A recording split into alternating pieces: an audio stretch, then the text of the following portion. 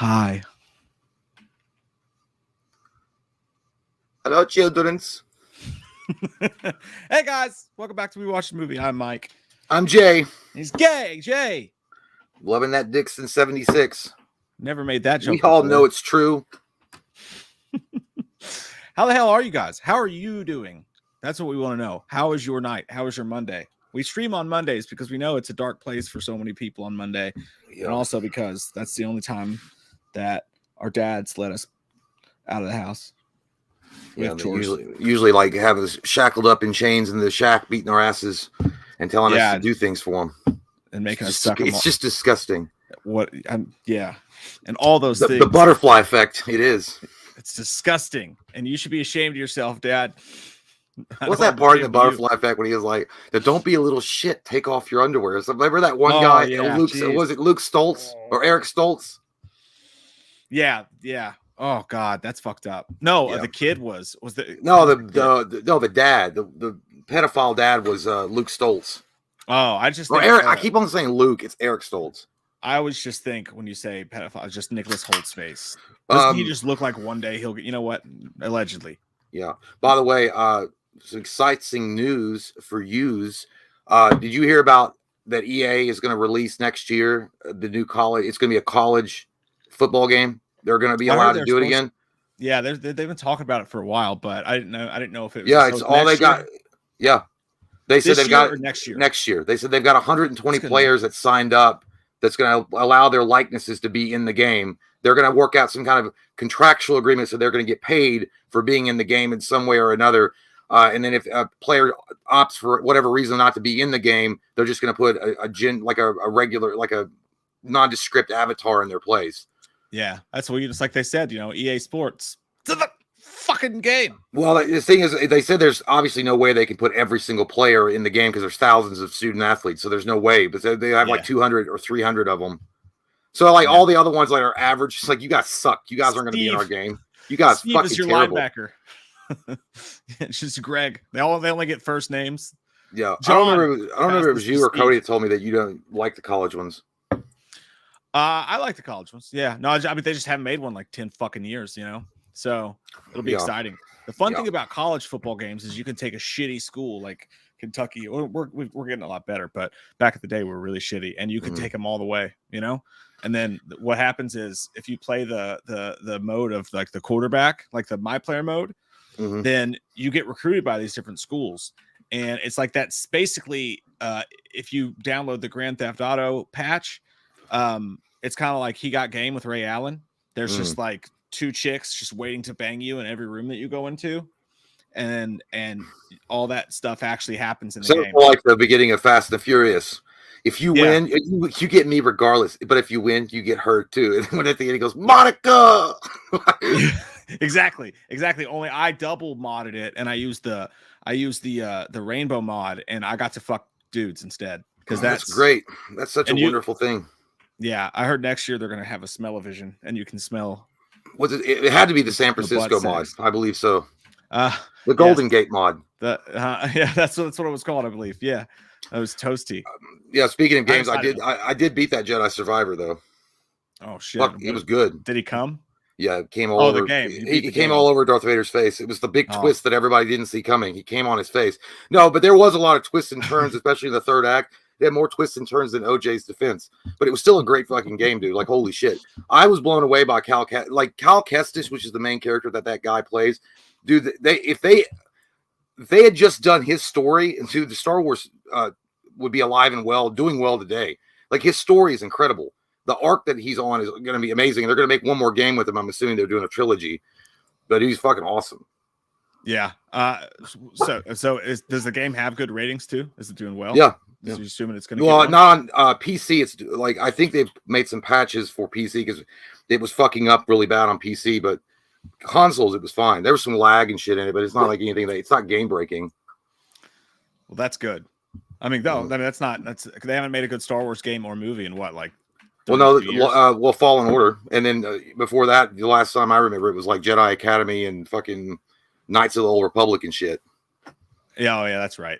Well, and speaking of sad Star Wars news, as we all know, we just found out a few hours ago, Ray Stevenson passed away. So that's a kick to the nuts, man. That guy just seemed like an actor's actor. You know, he was a gamely guy. Really cool guy. I hate that he was in I mean, Cody loves the movie Punisher Warzone. And by the way, Cody, some of you might, he's my brother, but a Punisher Warzone, he thinks it's the best Punisher of all time. I mean, I don't believe that at all, but Ray Stevenson did look the part. Don't get me wrong. I think the problem with Ray Stevenson, that movie was just dog shit. But I think also it was because he couldn't hide his accent, and then they really fucked up with Jigsaw. That whole that second half of the Punisher Warzone movie was like put on by a high school director for a play. It was that bad. Yeah. It was corny. It was cringy. Physically, though, dude, he's maybe the best physical Punisher we've ever seen. Well, we've always liked Thomas Jane, but yeah, I mean, as far as like, yeah, exactly. If you were to take Frank Castle right out of the comic books, Stevenson would be it. Dead on. Not just the stunts and shit like that, because this motherfucker hung upside down from a chandelier and just blew people's heads off, and it's the most violent Punisher. That was cool as fuck. But also, he just had like you said, like the 5 o'clock shadow. That guy was the Punisher, just incarnate. You know? The only one that I ever saw that looked more like him, kind of, he did look a lot like him, was Dolph Lundgren, but he couldn't hide his accent either. Yeah, but Dolph Lundgren did look like the late '80s Punisher. Yeah, especially his butt cheeks when he was like kneeling in the sewer naked. That was just a great shot. Can you imagine the butt crack sensations that he's got going? He's kneeling in a sewer with his butt crack exposed. Dude, God damn. He also has a huge dinghy. He has a huge dinghy in his pants. Dude, I'll tell you what, man. He punished some toilet paper if a toilet paper ever got close to his crack hole, because that would be like the worst. The only thing I hate about the Punisher in the late '80s, the 1989 Punisher movie, dude, it always fucking bugged me, even when I was a kid. And I love that movie, but it's like you watch it, it's like, where the fuck is the skull on your shirt? You got everything else right. You got the leather jacket, you got the cool motorcycle pants, you got the black shirt, but there's no fucking skull. Yeah. How do you leave that out? It's obviously the most. It's like leaving out the fucking Captain America star on his shield or on his suit. You're like, he didn't need that. I don't think they've ever done a really cool job of that. Well, I guess Thomas Jane was awesome. Well, it's like his kind of like, I got this for you at the market, and then the kid fucking died. Well, that actually made sense that he wore it though. Yeah, and it was all dirty and ripped up and shit. And John Bernthal's was great because he had the flak jacket with it over it. That's what I was gonna say. Though, was John Bernthal's? Did his kid give it to him too? I don't remember how. I don't remember how he got the T-shirt as well. No, I don't remember how he got the logo for it, but I know he got it. I mean, you guys probably remember. He stenciled it over. The flak jacket look was cool as shit. Yeah. To have it over the flak jacket, but there's something about Thomas Jane just having it on a ripped up T-shirt that his kid who died gave it to him as his last gift, and he wears it as a symbol of punishment now for the ones that did it. It's not a terrible movie. I think it's an underrated movie, no doubt. Well, he never got a chance to do it right because look at Dirty Laundry, how fucking badass that was. Yeah. And if you had got that an hour and a half of movie, you didn't have to have John Travolta like cashing that shit in. Travolta still doesn't know he was in that movie. He doesn't. No, he doesn't. He thought he was in a Diet Coke. His hair plugs don't know they were in that movie. He's like, dude, I always remember that. I don't know why that image comes to my fucking head every time I think of Thomas Jane's Punisher. He was like, "You killed my son." He's like, boom. He's like, both of them. He's like, you look like a strong kid. You must work out. See how long you can hold this bomb. Will Patton was good in that movie, though. He was a better bad guy than Travolta was, because he was secretly gay. He was like.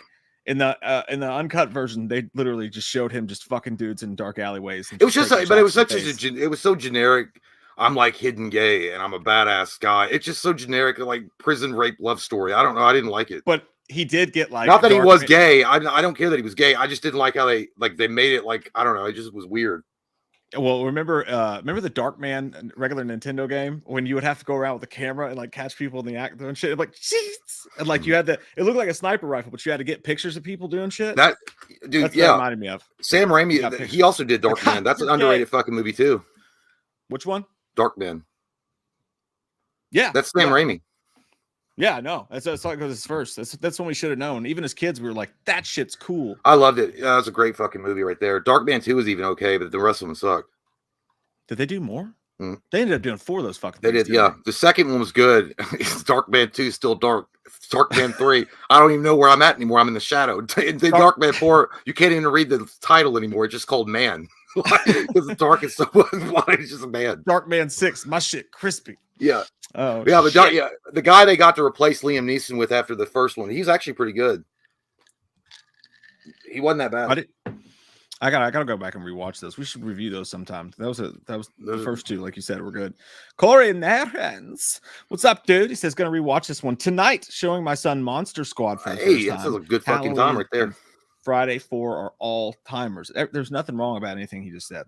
Yeah, man. Monster Squad for the first time. Shit, that's fucking awesome. Good stuff right there. Wolfman's got nards. Holy what, Eugene? Creature stole my Twinkie. And you're gonna feel like your dad, or no, you're gonna feel like when you watch the dad on the son. Or you know what? I can't get it together tonight. I think the Eric Stoltz comment really threw you for a loop there. Yeah, I can't really let it go. When they're on the roof eating burgers and watching the drive-thru, you're gonna feel like the greatest dad of all time, man. I love it because it's like that old bag too. It's got the old Burger King logo on it, and they're just sitting there and they're having that sandwich. And they're watching like Groundhog Day 15 or whatever. I don't know what it was. And then when he's like, "Well, can I have stupid $10?" He's like, "Yeah, sure." Remember he's asking his dad for money. Yeah, that's probably my favorite part of the whole movie, though. I even that is a really good. That's an awesome part. Yeah. Inky the Alien says, if Texas Chainsaw Massacre Next Generation is anywhere except for top tier, I'm unsubscribing forever. Okay, we'll tell you that it is, so you can say around, but really it's not. It could be in my. it could be our secret. We'll say it is, but it's not. Yeah, I love that movie. I'm not gonna say it's in top tier. Oh, speaking of which, let's do one of those real quick because we said we're gonna start faster. Yeah, usually we just like to chat a little bit to let people kind of trickle in, but we gotta flop it back and forth though, like a dirty old wiener on a grill. Like a wiener that's had flop it back and forth. Just flopping around. I could make it fit. We're so gonna get banned one day. I can't wait for it to happen. It's just gonna be like, you can't sign your account. Your account no longer exists because you're disgusting pieces of fucking heathen filth that has continuously run your. You guys are continuously running your dirty ass mouths on the YouTube. I was like, hey, that was an insinuation, you fucking dick. I'm gonna close my eyes and pick one, and it's gonna be. Oh my god, that's a wicked turd right there. Put that in the suck my butt, Steve. Steve can suck all out of that. Holy fuck. That shit's wicked. That's a cursed ass image, dude. Like that's not even like, look at that shit. It looks like a guy that got really into Slipknot and juggalos and decided to become the Crow. Like it doesn't even look, it's not even the Crow. We know a guy like that's kind of like that in real life, but I'm just saying he's like, hey man, I just fucking Slipknot, man. ICP, bro. Fucking Spencers.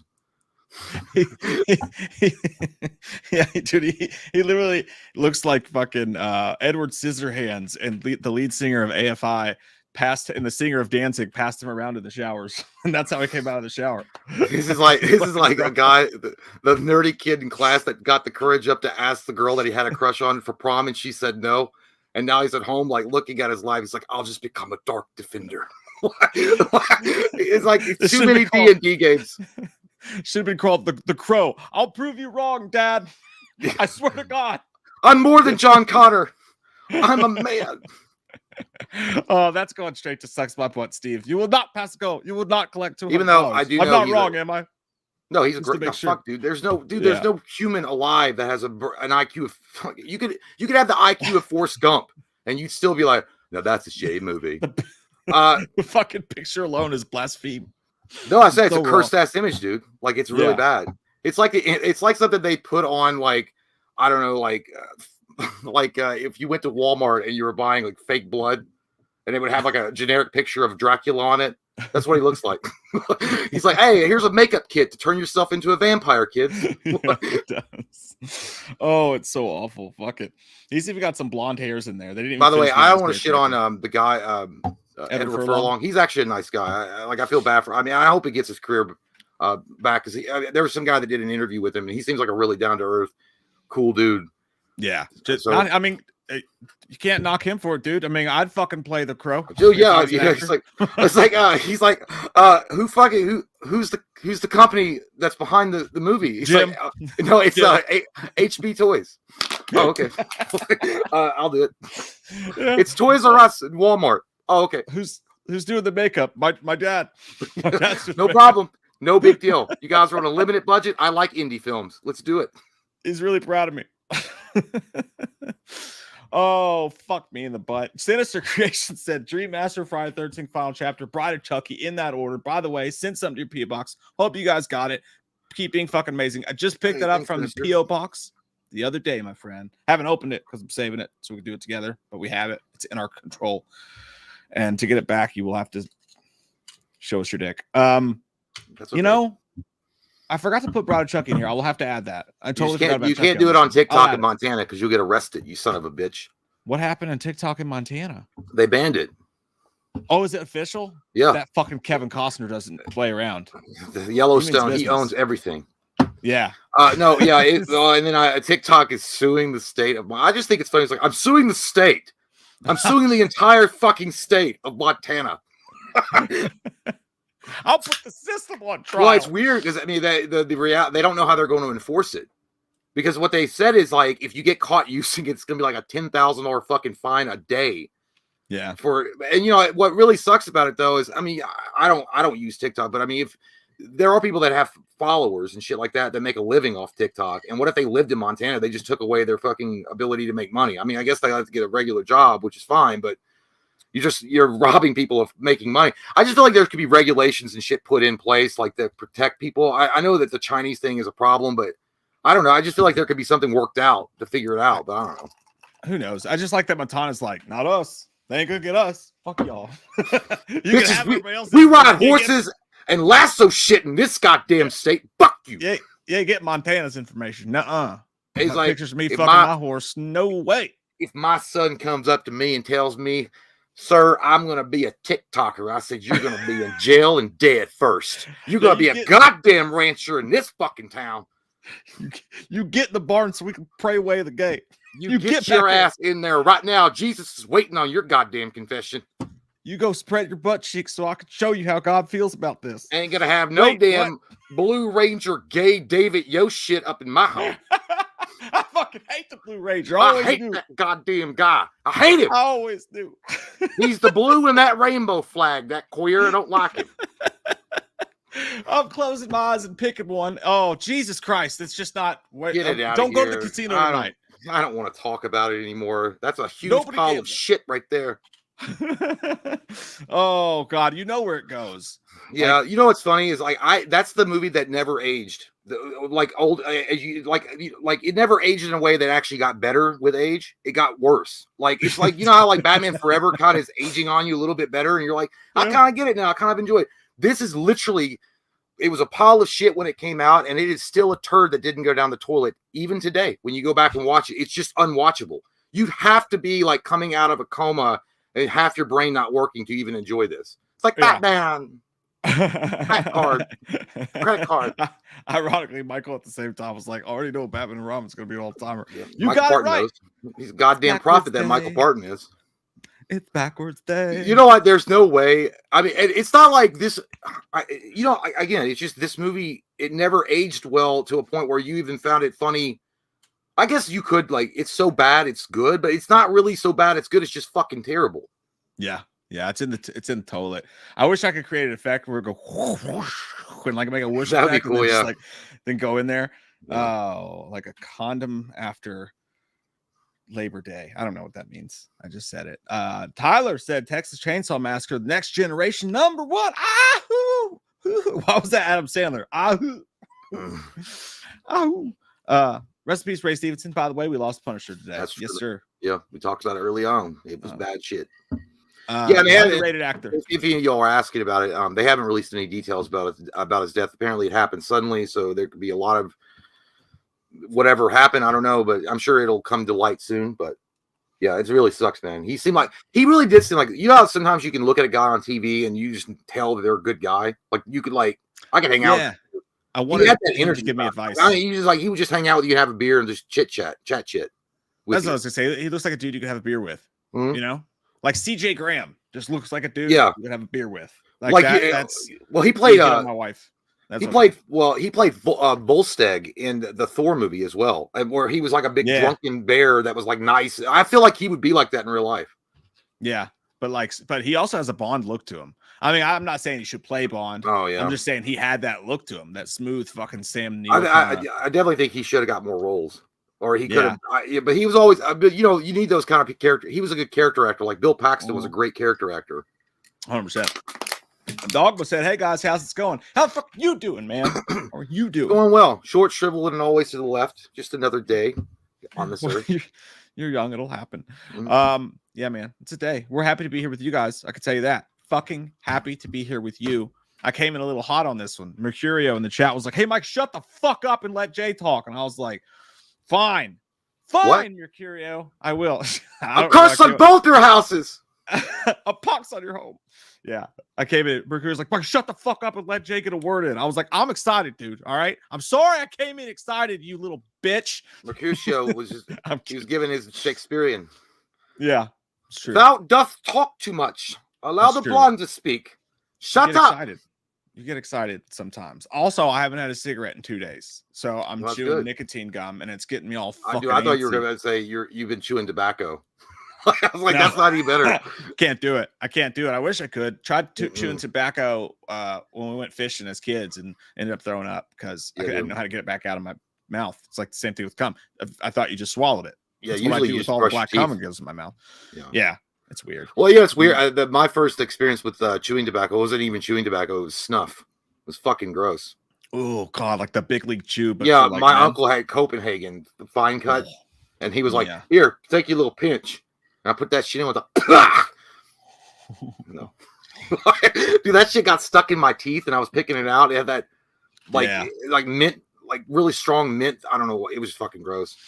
No, it's nasty as hell, dude. I don't see how people do it. It makes me sick. And I've also accidentally, like, how many times has Cody been spitting in a fucking Mountain Dew bottle? We've been in the basement. I'm just like, and fucking just drank it and like pure goddamn juice. That's some nasty right there. Cody's a fucking goddamn legend among men, though. He's the one that can do a fucking pinch of that shit. I'd be like, I think he still does it. You boys, are you boys gay or something? You ain't gonna have some fucking snuff and some fucking cigarettes? I'm pretty sure at the concert that I smelled some Copenhagen on some wintergreen. That's because he has to do that because he's trying to cast a Harry Potter illusion to the people around him that he doesn't smoke. So like the people closest to him, and so therefore he just acts like he's dipping. But he's not. Oh, I just thought he quit smoking. Well, I know that you can fucking sense that shit. Like it's not a normal wintergreen when you smell someone with it. Yeah, like, I know. Anyways, it makes me have to poop. The Matrix Resurrections. We're not having good luck tonight. Damn. I don't listen, man. I don't like this movie. I don't either. Like I'm on the border of sucks my butt, Steve, but I can't even put it in fuckable. Like this is not a fuckable movie. This is just like get the fuck out of here and go back to the goddamn whorehouse, you whore. I don't want it. Yeah, this is Keanu saying it's okay. Put us on the list below. It looked fucking Morpheus over there cosplaying as fucking Joker. This movie sucked. I hated it. It tried so hard to be like ultra meta. Hated it. We haven't got a good one yet. Is the fourth? I always thought the fifth one was like when it got to the fifth movie, you were in deep shit. But tonight, I think wasn't Saw 5. I think Saw 5 was pretty good. I don't remember. There's so many fucking Saws. They all run together. There are some good ones, but I thought there would be more good forward. But we'll see as we go. You never know. Yeah, you made a mistake. I see a mistake right there on the list. Hellraiser Inferno is a fifth movie. The Bloodline was the fourth. Oh, well, it just got a little bit worse, didn't it? That's fucking right. I like to forget because Inferno is fucking great though. As a fifth movie, Inferno would be up real awesome. That's right. I just fucking did. God damn it! I'm glad you said that. I don't want anybody saying like somebody's just whispered under your breath. Some asshole's gonna come on the comments like, God damn, what a bunch of fucking goddamn degenerate assholes that probably didn't graduate from fucking high school. They fucked their moms and their cousins, and they can't even get a fourth movie right in a franchise. Hate them all. I'm the worst there is at what I do. I was like, geez, man, it's just a fucking movie tier list. It's not a big deal. Calm down. Really gay. Jack Ryan Boyd, who's either literally a Tom Clancy character or is lying about his name, or if he's not, he should be. That's a cool name. You just sound like a secret agent. I'm pretty keen for this episode of Dangertainment. When the fuck did we get ice cream? Review and commentary Starship Troopers already. Oh my God, yes. Oh, I thought we'd done that. I guess not. No, we haven't. I should have put that in the commentary poll. I swear we did because I thought we watched it. We were having an existential crisis about that bitch that was like cheating on him and leaving him for that hot looking guy that she meets at the pilot school.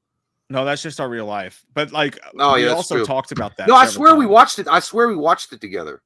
Because I think we literally went for 45 minutes to 50 minutes of the movie just talking about how much of a whore that bitch is. I think that may have just been a Tuesday for us, but I'll double check. But it was yesterday. Sure God damn, I'm stupid. We're just talking about the Mexi. Yeah. Amazing name, amazing comment, amazing person. I don't know that actually. You could be like a fucking murderer, but I'm sure you're wonderful. You seem nice. Oh, by the way, speaking of we're just gonna go ahead and do this one. I know you haven't seen this yet, Jay, but the sad news I have for you. The bad news that I have for you is that I put it in the commentary poll, just thinking it'll be fun to like watch and talk about how fucking big of a piece of just butt smoke it is. Yeah. Together, and it's actually winning. It's the Patreon commentary polls tied right now between this and Big Trouble in Little China. So we're my face looks just like his now. It's gonna be a dark night, dude. That's like when you put something up in a poll and you don't think it's actually gonna fucking get voted on, and then it starts getting voted on, and you look like that guy. You're like, I will tell you this about it though. It is a fucking piece of duty biscuit. It is awful. Well, I can already tell he looks like shit. He looks terrible. Dude, he looks terrible, and literally they made this for like they went to like Fast Cash or one of those places where you have to get your paycheck a week early. They got like $275. Yeah, they bought a potato and filmed it, and it's dude, it's one of the worst movies I've ever seen in my fucking life. It deserves to be just like, honestly, it should be banished from when movies like this fucking come out. They should be banished from the world forever. They should become unfindable, like True Lies or The Abyss. Yeah, not because who's your investors guy? It's Cricket. It's Cricket phones. That'd be even better. That's like that. Or they do a lot of business. I'm not knocking Cricket, but I'm saying like Metro Wireless. Yeah, it's like whatever. Oh, but it's not actually the Metro Wireless. It's like the generic version of Metro Wireless. Oh, it's spelled with the E. Metro has an E on it. Like it's a bunch of fucking idiots. I can't even spell it, but I work here. Trust me, you'll agree that that's where that one fucking goes. We gotta get a good one, dude. I gotta pick a fucking good one. We can't be so negative. Nancy, well, I saw one right there. Well, I've not seen that one, but you could. You do it. You do it. When you see this, you will agree. It's gotta fucking be all that. I don't know where I was going with that. She stole my cat. Woman, beautiful woman, saw John Wick outside on the balcony and said hello. Saturday morning, they make me horny. I'll go all timer. It's close to real awesome, but it's the second best movie in the franchise, and it fucking rules. Strong. That's strong. Yeah, I feel confident in my erection selection. Well, I haven't even seen the third one yet, so I'm 2 movies behind. Well, we haven't polled the audience yet, so I'll actually put that to the side for now, and I'll ask you guys if you think all timer or Real Monsters awesome. By the way, I started watching Ant-Man and Quantumania on Disney Plus. Dude, I literally turned it off. Like I was like 45, or no, I was like not even maybe 40 minutes into it. I was like, this fucking sucks. I actually bad. It was the first movie made by AI. I think they've already done it, and it was Ant-Man. It was like trying to remember a dream when you wake up, but everything gets all mished together, and like all the stories and like what happened, everything bleeds. And you're like, I feel like I'm having a stroke. When I was watching, I was like, I can't believe this is fucking supposed to be Ant-Man. What 3? It was bad. Yeah, dude. Yeah. It feels like it was made in a fucking bubble. Yeah. No awareness. No awareness. Okay. Let me see here. We'll go for an all-timer right there. Look right there. There's an all-timer right there looking at our face right now. Rocky IV. I'm throwing this in the poll first real quick. All-timer or real awesome? Okay. Which one? Which one are you looking at? Rocky IV. I mean, you just look at it. It sticks out. It pops out. It's immediate. It's patriotic. It's man being man. He's winning. He's victorious. He's standing in the ring. He's being held aloft by his friends. It doesn't matter that dude's head's almost touching his wiener. It's all fine because he's a champion and he beat the unbeatable Russian. It's got one of the best, maybe the greatest soundtrack to ever exist in cinema. It's Rocky fucking IV, ladies and gentlemen. A one that might rival. I think it will. I think it beats all the other Rocky movies. I mean, you just got to be honest with yourself. Okay, it's got the drama, it's got the highlights of victory, it's got the comedy, it's got the lows and the highs. It comes around and everyone smiles. It's Rocky IV. When I come around, yeah, I have no problem with Rocky IV or Rocky the original being your favorite Rocky of all time. I ebb and flow myself. It's probably going to be, and at the end of this, we'll talk about it. I think this might be the greatest four of all fucking time. It might be. It might be. Time. It might no just doubt. Do it with the burning heart. Dude, there's so many great. There's so many great fucking songs on that soundtrack. Holy shit! Yeah. And what was crazy is what was there any song? I don't even. I wasn't. When did that movie come out? No, I don't came out in the 80s. 80s. But I was always wondering, like, people that had their license, they were driving around. Did that shit pop up the radio? Because every single song on that fucking CD was radio worthy. The only one I bet that did was maybe No Easy Way Out. You know? There's no shortcut home. Yeah, that No Easy Way Out, or maybe 85, by the way. 85. 85. Yeah, I was a year old, so yeah. Unless I lived in Bangladesh, I wasn't driving a car yet, so it would definitely. Oh yeah, but that's a fucking all-timer, dude. No, there's no question. And if you fight us, we'll suck your dick. But angrily, we might bite it a little bit. The Tommy Dean says, "Hey, sexy bitches, first time South Carolina. I mean, first time super chat, first time sucking cock, whatever. First watch Mike's 3-hour Scream 6 review. Jay's voice is surprisingly sexy. Mike is one of the funniest guys on YouTube. Give it up, or is that a different way of saying IUD? I don't know what that is. GU. Good. No, is IUD the bomb, or is that the thing they put in girls' vaginas to stop them from having babies? I don't know. UF. Yeah, IUD. Intermission under your grandmother. I don't know, maybe it should just be called a vagina plug. To save us all some trouble. I know important, which I guess technically it is. The invention. Yeah. Well, that's a really sweet comment there, the Tommy Deans. We appreciate that. Thank you, dude. I like he said surprisingly sexy. I looked at him and I thought immediately he'd be like, "Hey guys, welcome back to the Awesome Movie. Welcome to Saskatchewan." Hey! Hey, thank you, man. That's very sweet of you. We really appreciate it. Tyler said, side note, Dolph Lundgren's penis is the best. Well, I mean, there's a lot of ladies out there that probably would say you're correct. I mean, he's Swedish, he's packed full of muscle, and he's a doctor. So, yes, I would say his wiener is high up on the list of demand for women. But I think you meant the Punisher is the best. Yeah, but those could be fighting words. The fighting words that you've spoken there, Tyler. But who knows? Some people might agree with you. I would suck his dick harmonica style and not even think twice about it. Can you imagine how bad he smelled in that movie? Like if you were like could you it smelled like dry crack, crack in the heat, and then butt juice and like probably like a sprinkling of pee and vomit. I don't know why there'd be vomit, but just something like that, and then like a copper smell on top of that. He seems like a dude who knows his Cologne. You know what I mean? Like, dude, you know what that Punisher was a. Dude, listen to this. What if Dolph Lundgren being butt naked in the sewer and he's all sweaty and grimy and stuff? What if that had been an Axe commercial today? It would have worked. They didn't have Axe back then. So I know, but it would have worked. They could just recycle images from that and be like Axe. And then just put like an AI Dolph Lundgren. Ironically, he's in the Old Spice commercials as an AI Drago. Yeah. That's fucking crazy, man. Maybe they'll do that. Maybe they'll steal our idea. But also, no, I'm not kidding about that. That man has a gigantic dong. Showdown in Little Tokyo. Focus on that wiener. Well, you remember, right? Showdown in Little Tokyo? Dude's fucking.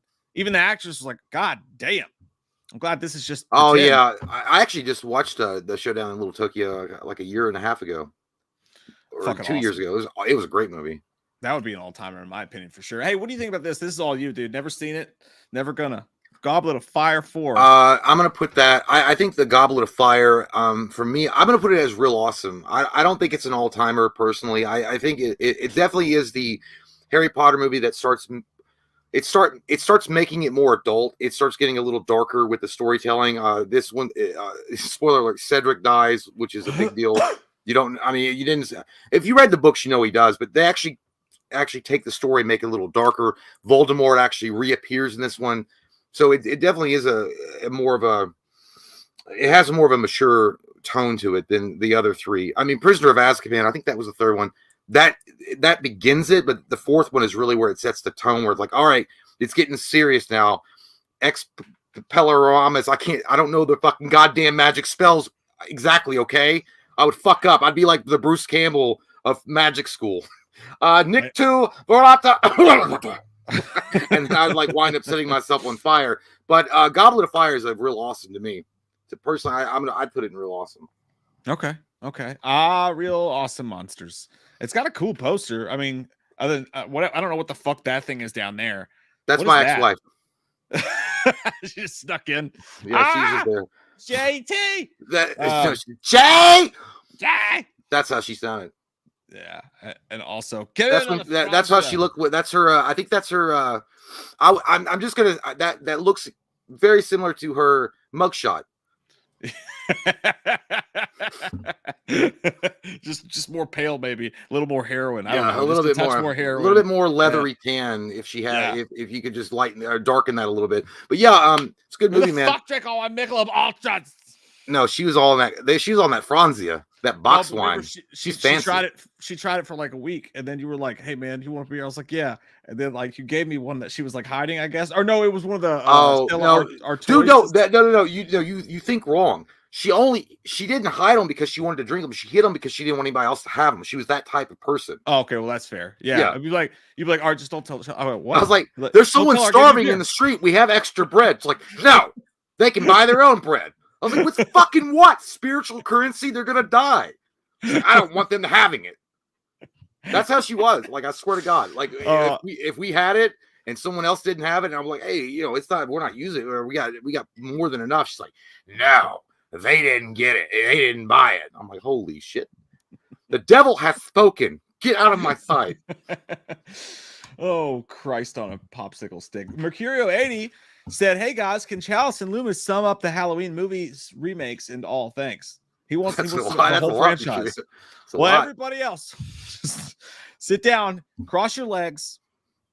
This is going to last about 7 hours. No, I'm just kidding. We'll be brief. Yeah. Hang on. Let me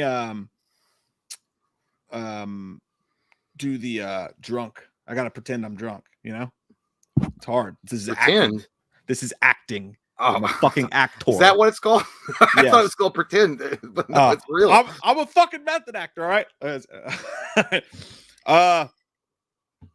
I believe I slept with a woman on Tinder last Tuesday, and there was one playing in the background because it wasn't a trailer park after all, the Halloween remake. It was a Rob Zombie one. I was so high on peyote and Boilermaker shooters that I actually I tripped out for a second, and I thought she was Rob Zombie. It's a very scary moment to feel like you're fucking Rob Zombie. So as soon as I finished, I got right out of there because I'm a doctor, and people look down on that sort of thing. Not that it was a man, just that it was a man with such a big beard. Yeah. The Halloween movies in all show the absolute incompetency of everyone. You warn them. You don't have a police force. You're not taking this serious. And then you let some big-bearded Jesus man with lice and beans and all sorts of nasty things tell this story in the remake. It makes it worse. This goddamn franchise and that goddamn remake and all the movies that came after it can suck a big old devil asshole in hell. Mm-hmm. And if you liked it, you can also enjoy that chocolate slushy that they're serving up fresh from the devil's butthole in hell. Shut up and stop talking about it, Mercutio Eddie. Give your name back to goddamn Romeo and Juliet. I just realized it was Mercurio. Have we been saying Mercutio the whole time, or do we do that on purpose? I took it at Mercurio, maybe. I don't know. It's got an R. Either way. Yeah, it's probably Mercurio. I like Mercutio. I like yours. That's a cooler name. Mercutio. Sounds like one of the characters in Hook. Brennan Nick says, long time no see, fellas. Happy to catch you. We're happy to see your fucking mouth. Thank you, man. It's nice to have you here, Brennan. Appreciate it, buddy. Alien Resurrection. Man. I feel like I feel like I'm filling Steve's butt up a lot tonight, like a gay porn. There's just a lot of dick going in that asshole. Because I would put this in sucks my butt, Steve, but you know what? I personally will let the audience decide because I could put it in fuckable but I can't decide. I don't like this movie at all. I hate it. I am I'm on the fence myself about both my sexuality and this film. We will let the audience decide. That's a good idea. That's what we should do. And it looks like, as far as John Wick 4 goes, the audience says all-timer 57 to 43%. John Wick, you've done it again. Pretty close. Fucking pencil. Look, he looked like the picture in that. Like he looks like, he goes, I know. I was always going to be number one. Dude, there is one moment in the movie that you'll die laughing at, because all the bad guys show. Oh no. I thought we froze because I just paused the computer screen. All the bad guys showed up and he's on a rooftop and they're like, they're all here. She's like, are you armed? And he doesn't answer. He just pulls out his gun and goes, like, just starts doing his shit. But I don't know. It's funny. He's like, I thought it'd be funny if he picked up a leaf off the rooftop, be like, I am now. He's like, a leaf. Am I thinking I'm an all-timer? Yeah, I'm thinking I'm all-timer. Dude, I swear to God, you're talking about an actor that continuously rejuvenates himself every generation. Like, he gets Neo, like before that he got Speed, then after that he gets John Wick. Like, this motherfucker is like a legend. He's like Tom Cruise. Yes, he's a good man. I'm happy it happened to him. You know what I mean? Well, he's a better man than Tom Cruise, I mean, in real life. But I'm saying, like, as far as an actor goes. Dude, this is a side note, by the way. I watched fucking Rumble in the Bronx last night. It made me think about Tom Cruise. I love that movie. Yeah. He literally had to, like, Tom Cruise had to put himself through, like, ultimate close death calls to make anybody like him again after what he did, and I think he knew it. So Rumble in the Bronx. You mean the one with Jackie Chan, right? No, I'm talking about Tom Cruise, but that's just what made me think of it, because he does his own stunts or whatever. And fucking Rumble in the Bronx is goddamn amazing. Like, that's how the Western world really got introduced to Jackie Chan. And then after that, it was Super Cop, which was just as good. And then, it wasn't as good, but it was still good. Yeah, but dude, goddamn, do I love that movie. But at the end of that movie, they just show that their gag reel is a fucking joke. I know. It's like bum but it's literally him and people getting, like, seriously fucking injured. It's hilarious. Like, people are, like, getting carried off on a stretcher and the music's like everybody's, like, laughing, and, like, that's how hardcore it was in the 90s. I think it was either that one or in Rush Hour 1 when they showed obviously they showed the gag reel with Chris Tucker as well, but there was one where he was, like, trying to Jackie Chan was supposed to jump through, like, the cashier, like, thing at the casino, and he gets stuck, and his chest hits the pole, and he's like, "Whoa!" And they're like, "Oh, Jackie!" I was like, that motherfucker could literally have broke his sternum. Yeah, he cracked his fucking sternum. You guys are like, "Oh, Jackie, you're a crazy nut. You're a nut. You know that? You're a nut. Do it again." Funny little man. Dude, what a fucking legend that guy is. Seriously. I went too far up, and he's actually real, not unlike Steven Seagal and his fucking black spray painted hair. He's real. Dude, I swear to God, the funniest story about Steven Seagal, I mean, there's multiple funny stories about it, but when Tom Arnold told that story about him walking up the wrong door and falling into the water, because he said he acted like he knew what was going on, and he gets out and, like, all the dye from his hair is running down his face. Dude, I wish somebody had a camera that was secretly recording it. Because you can imagine Steven Seagal climbing out with his fucking ponytail bopping. He's climbing back up the ladder because he went out the wrong door and all that shit. He looks like the Joker from Batman when she throws the water on his face and all those streaks coming down his face. It's right. They must be laughing because I told such a funny joke the other day. He's like, no, he's probably like, if anyone laughs, I'll kill you. Do you know Akito? I'll be in my trailer. Oh, Barb. Hey, it's good to see you. Barb says thoughts on Halloween 4. Good installment that slips on the banana with the shoulder pads and cartoon mask. How badass would it be if someone CGI'd our 1978 Michael onto the movie and re-released it? That's what I'm saying. I think they actually did that. I think that's on YouTube. I think they actually did a CGI remake of the actual mask where they used the original 78 mask and put it in the movie, which is actually really. It was just maybe a scene, right? Like, they have done the whole. No, I don't know. I don't remember if it was the scene or if it was a trailer, but it looked. Well, here's the thing about Halloween 4. It was obviously a misled attempt by this. On the poster itself, it's one of the coolest posters ever in a Halloween franchise. It's where the original mask is shown right up in the fucking front, and then the house behind it. And then all of a sudden you're like, what the fuck is that goddamn Data mask for the Next Generation doing in my movie? Yeah. But yeah, I think it's been done. I think someone did it. I mean, and I'm sure if they had more time and they had the inclination, they could You could probably easily CGI that fucking mask into every scene.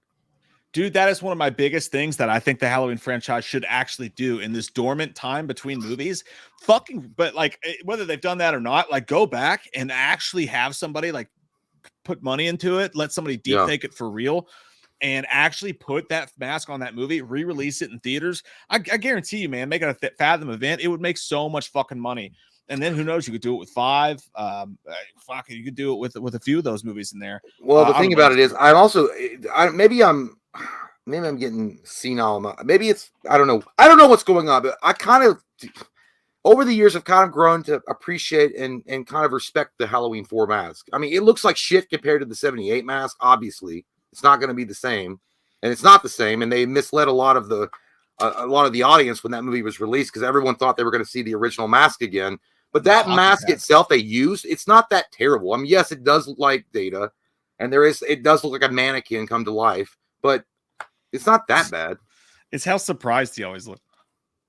Every time he just looks surprised. And he looks like pads, it's just he looked like he just got fresh out of Botox. Look, I'm eating nicotine gum. I'm telling you right now, this is my mad face. My mad face. And now here's my scared face. Mad face? Scared face.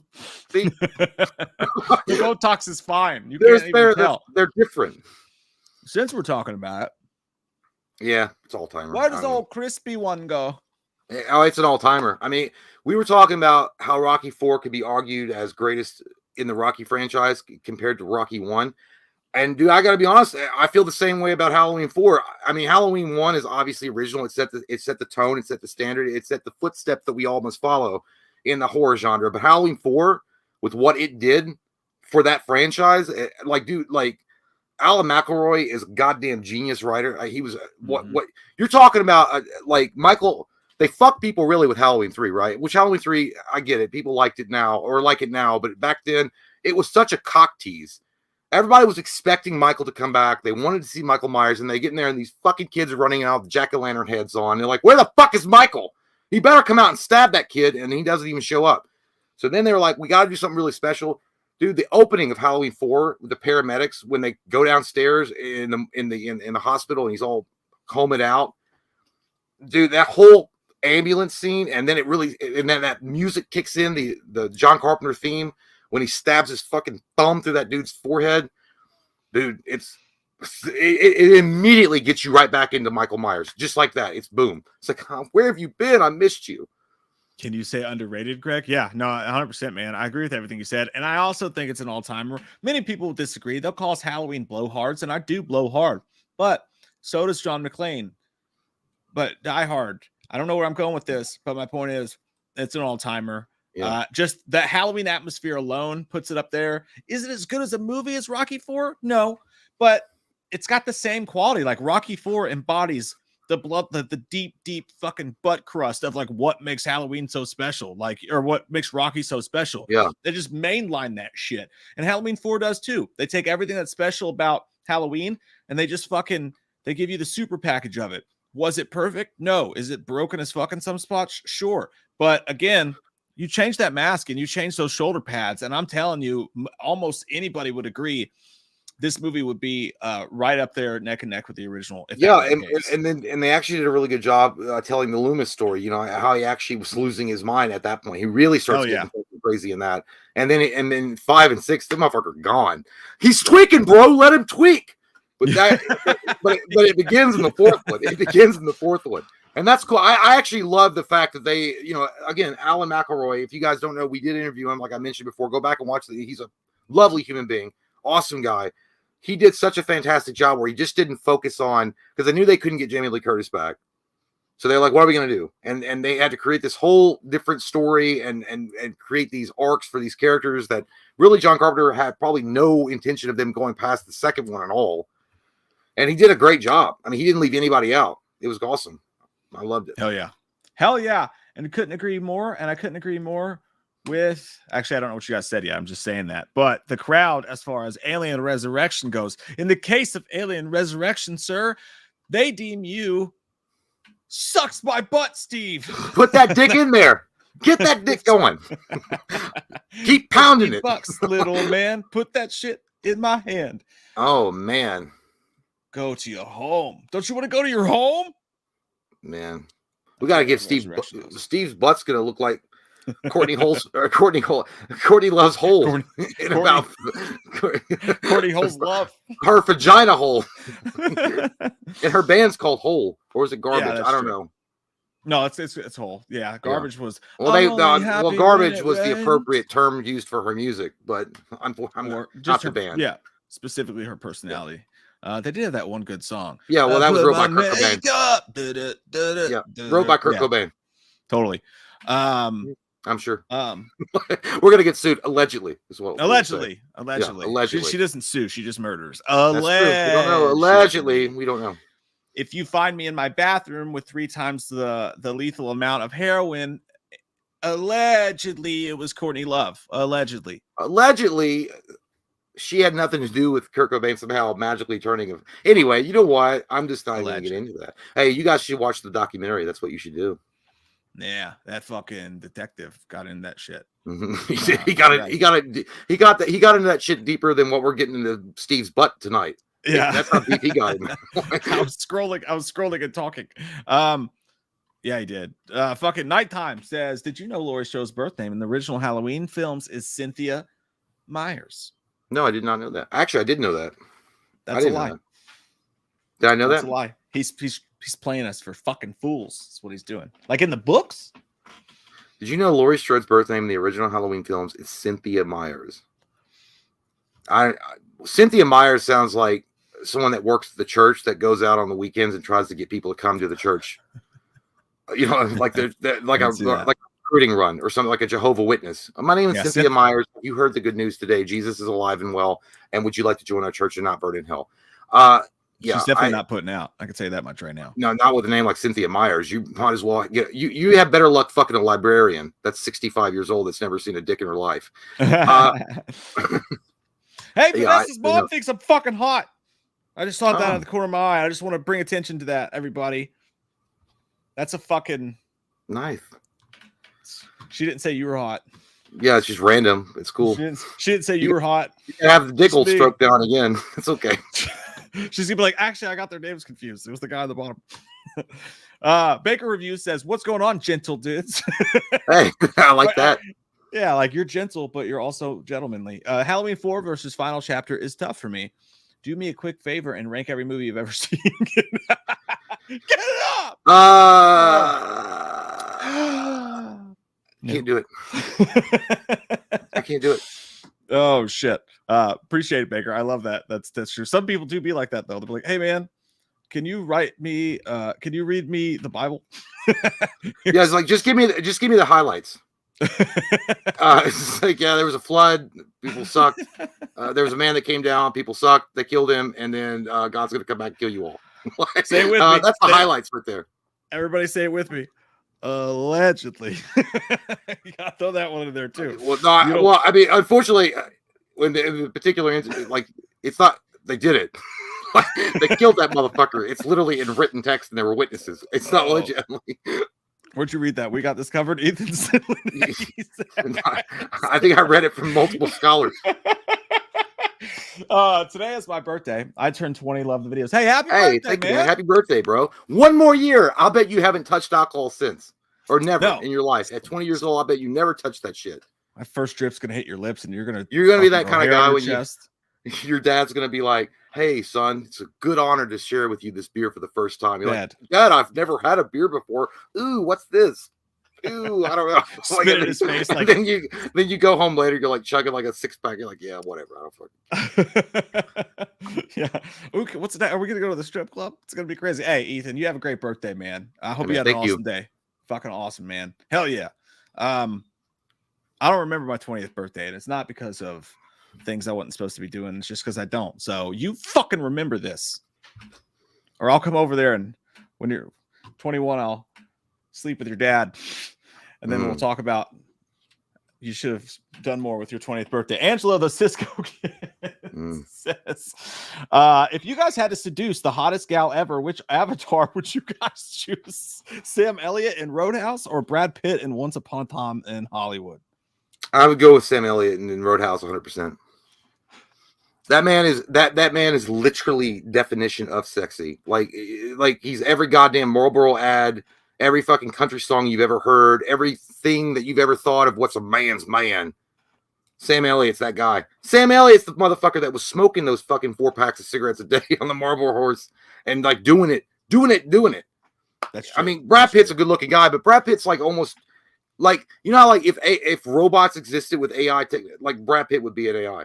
Like he's just so good looking, like he almost looks fake. Like perfect bone structure, perfect hair, perfect teeth, perfect eyes, perfect eyebrows, everything. I mean, you talk about Sam Elliott from Roadhouse with like just a goddamn cowboy, bro. Yeah, I'd have to choose that. Well, I think you're right. I mean, I would say technically if I had more information, it would depend on the lady, but I think Sam Elliott's the go-to there. You know, she's definitely, if she's a little bit older.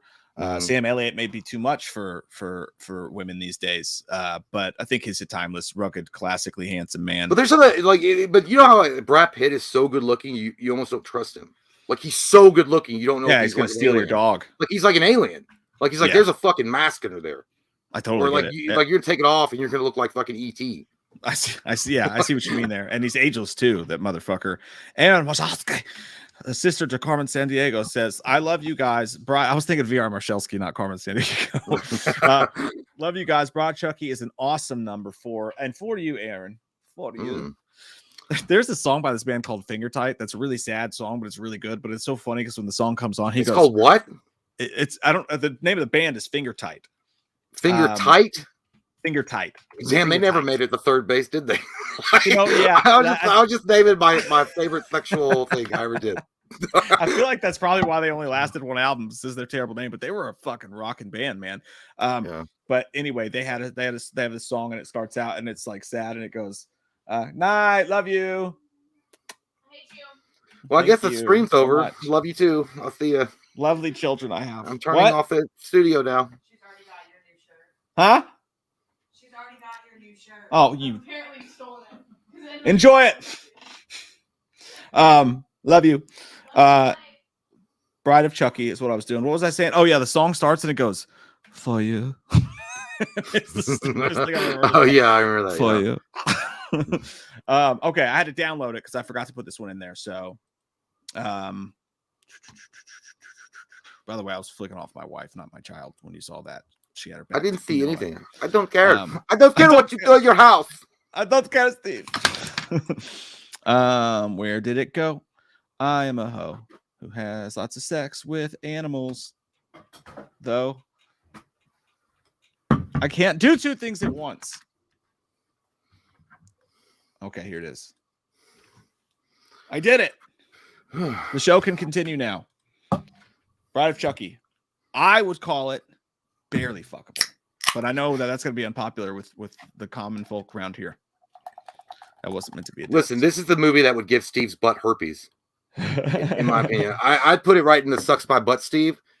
To me, it's not fuckable at all. I mean, there's some funny performances in it for sure, but I just feel like it was but it's not as bad as like Seed of Chucky. Seed of Chucky is like below sucks my butt, Steve. Like Seed of Chucky is like, I will fuck Steve's dead corpse and live inside of his asshole forever. I'd say the audience should decide that one. Yeah.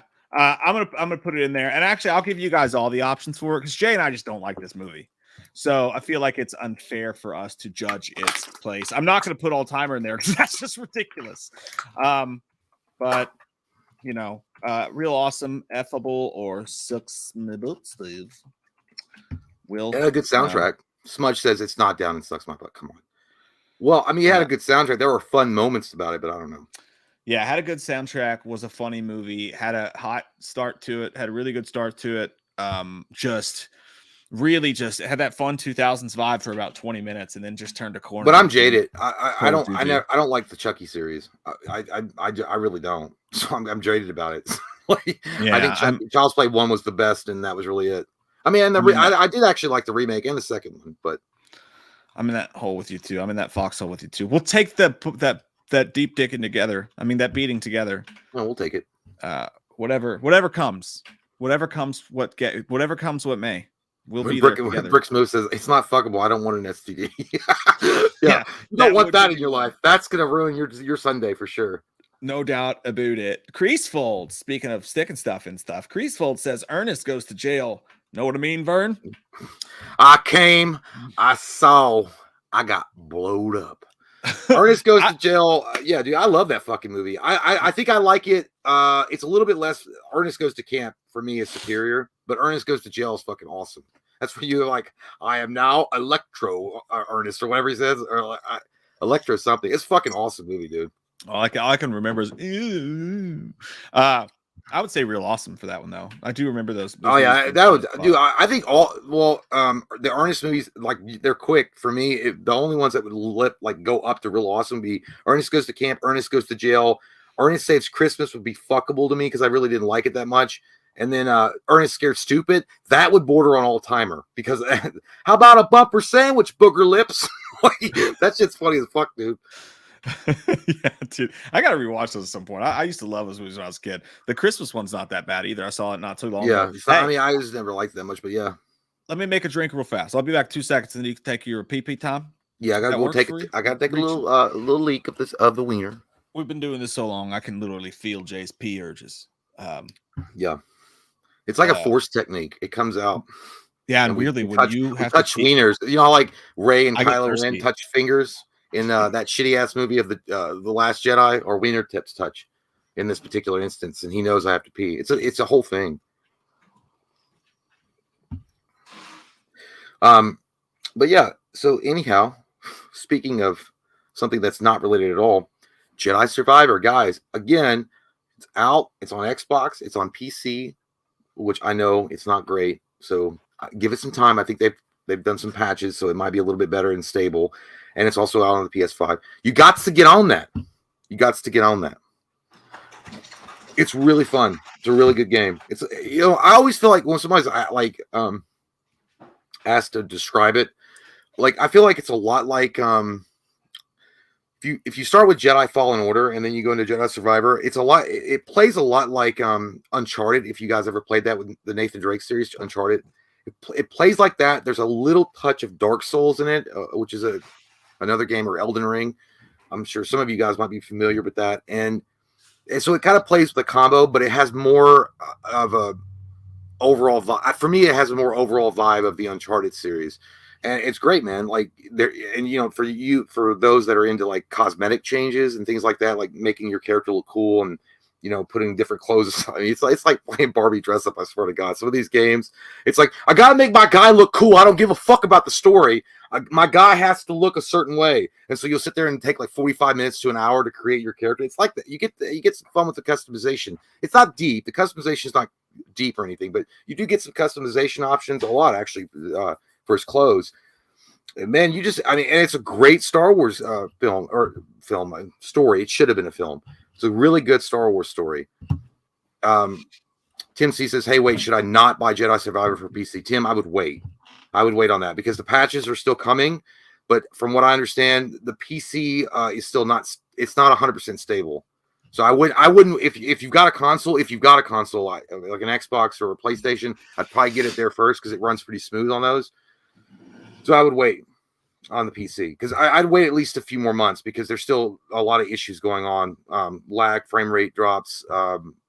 Then there's actually some breakable quest missions where the bugs just come in and you can't even fucking finish the game, which is terrible.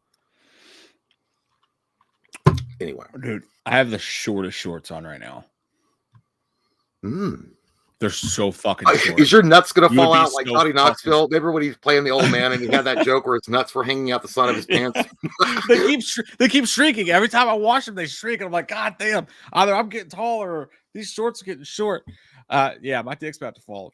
Yeah, but real quick, Tomo Ogato, and by the way, Dan Murphy, yes, I love Red Dead 2. You know what's funny about Red Dead 2 is I get so into that game and I get so into like all the side quests and doing all the crazy shit like robbing trains and I forget to fucking finish it.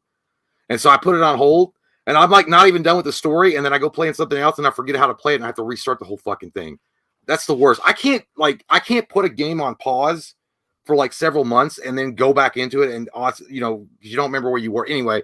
And then as far as Tomo Ogato says, yes, the KOTOR remake, it has been delayed. Actually, it's there's a rumor out there that it's been delayed indefinitely, which fucking sucks. That was a game. I think you played that game, didn't you? KOTOR? Knights of the Old Republic. Oh, you said KOTOR like you said KOTOR like you were an immigrant from like Switzerland. KOTOR? KOTOR? I don't want to tow my car. I did nothing. It was the pavement that was his enemy. No, I never played it. But anyway, I got to go now and take me breaks. I'll be back. Enjoy your wiener. Yes, I will. Oh, mama, I'm in fear from my life. I'm gonna find a movie that. There was another one on here. I don't think Jay's done yet. I want to believe that it was fucking Men in the Ass. It was Ghost Protocol. This movie kicks ass, but I will say I think it's a little overrated. Every movie in this franchise, apart from maybe two. Maybe Mission Impossible 2, and I love John Woo, and I love you, and I love dudes, but like mainly most of the movies in that franchise kick ass. It's sort of like Scream or Evil Dead. You'll have varying opinions, but sure. This one, as much as it kicked ass, I thought everybody just blew this movie so hardcore for so long. And I just feel like Fallout's the way better film. The Ghost Protocol probably pretty actually low in my ranking of movies. I've definitely put the first one above it. I would put 3 above it. I would put, no doubt, Fallout, which is the best one in my opinion, above it. But it still kicked ass. All that being said, it still just fucking ruled.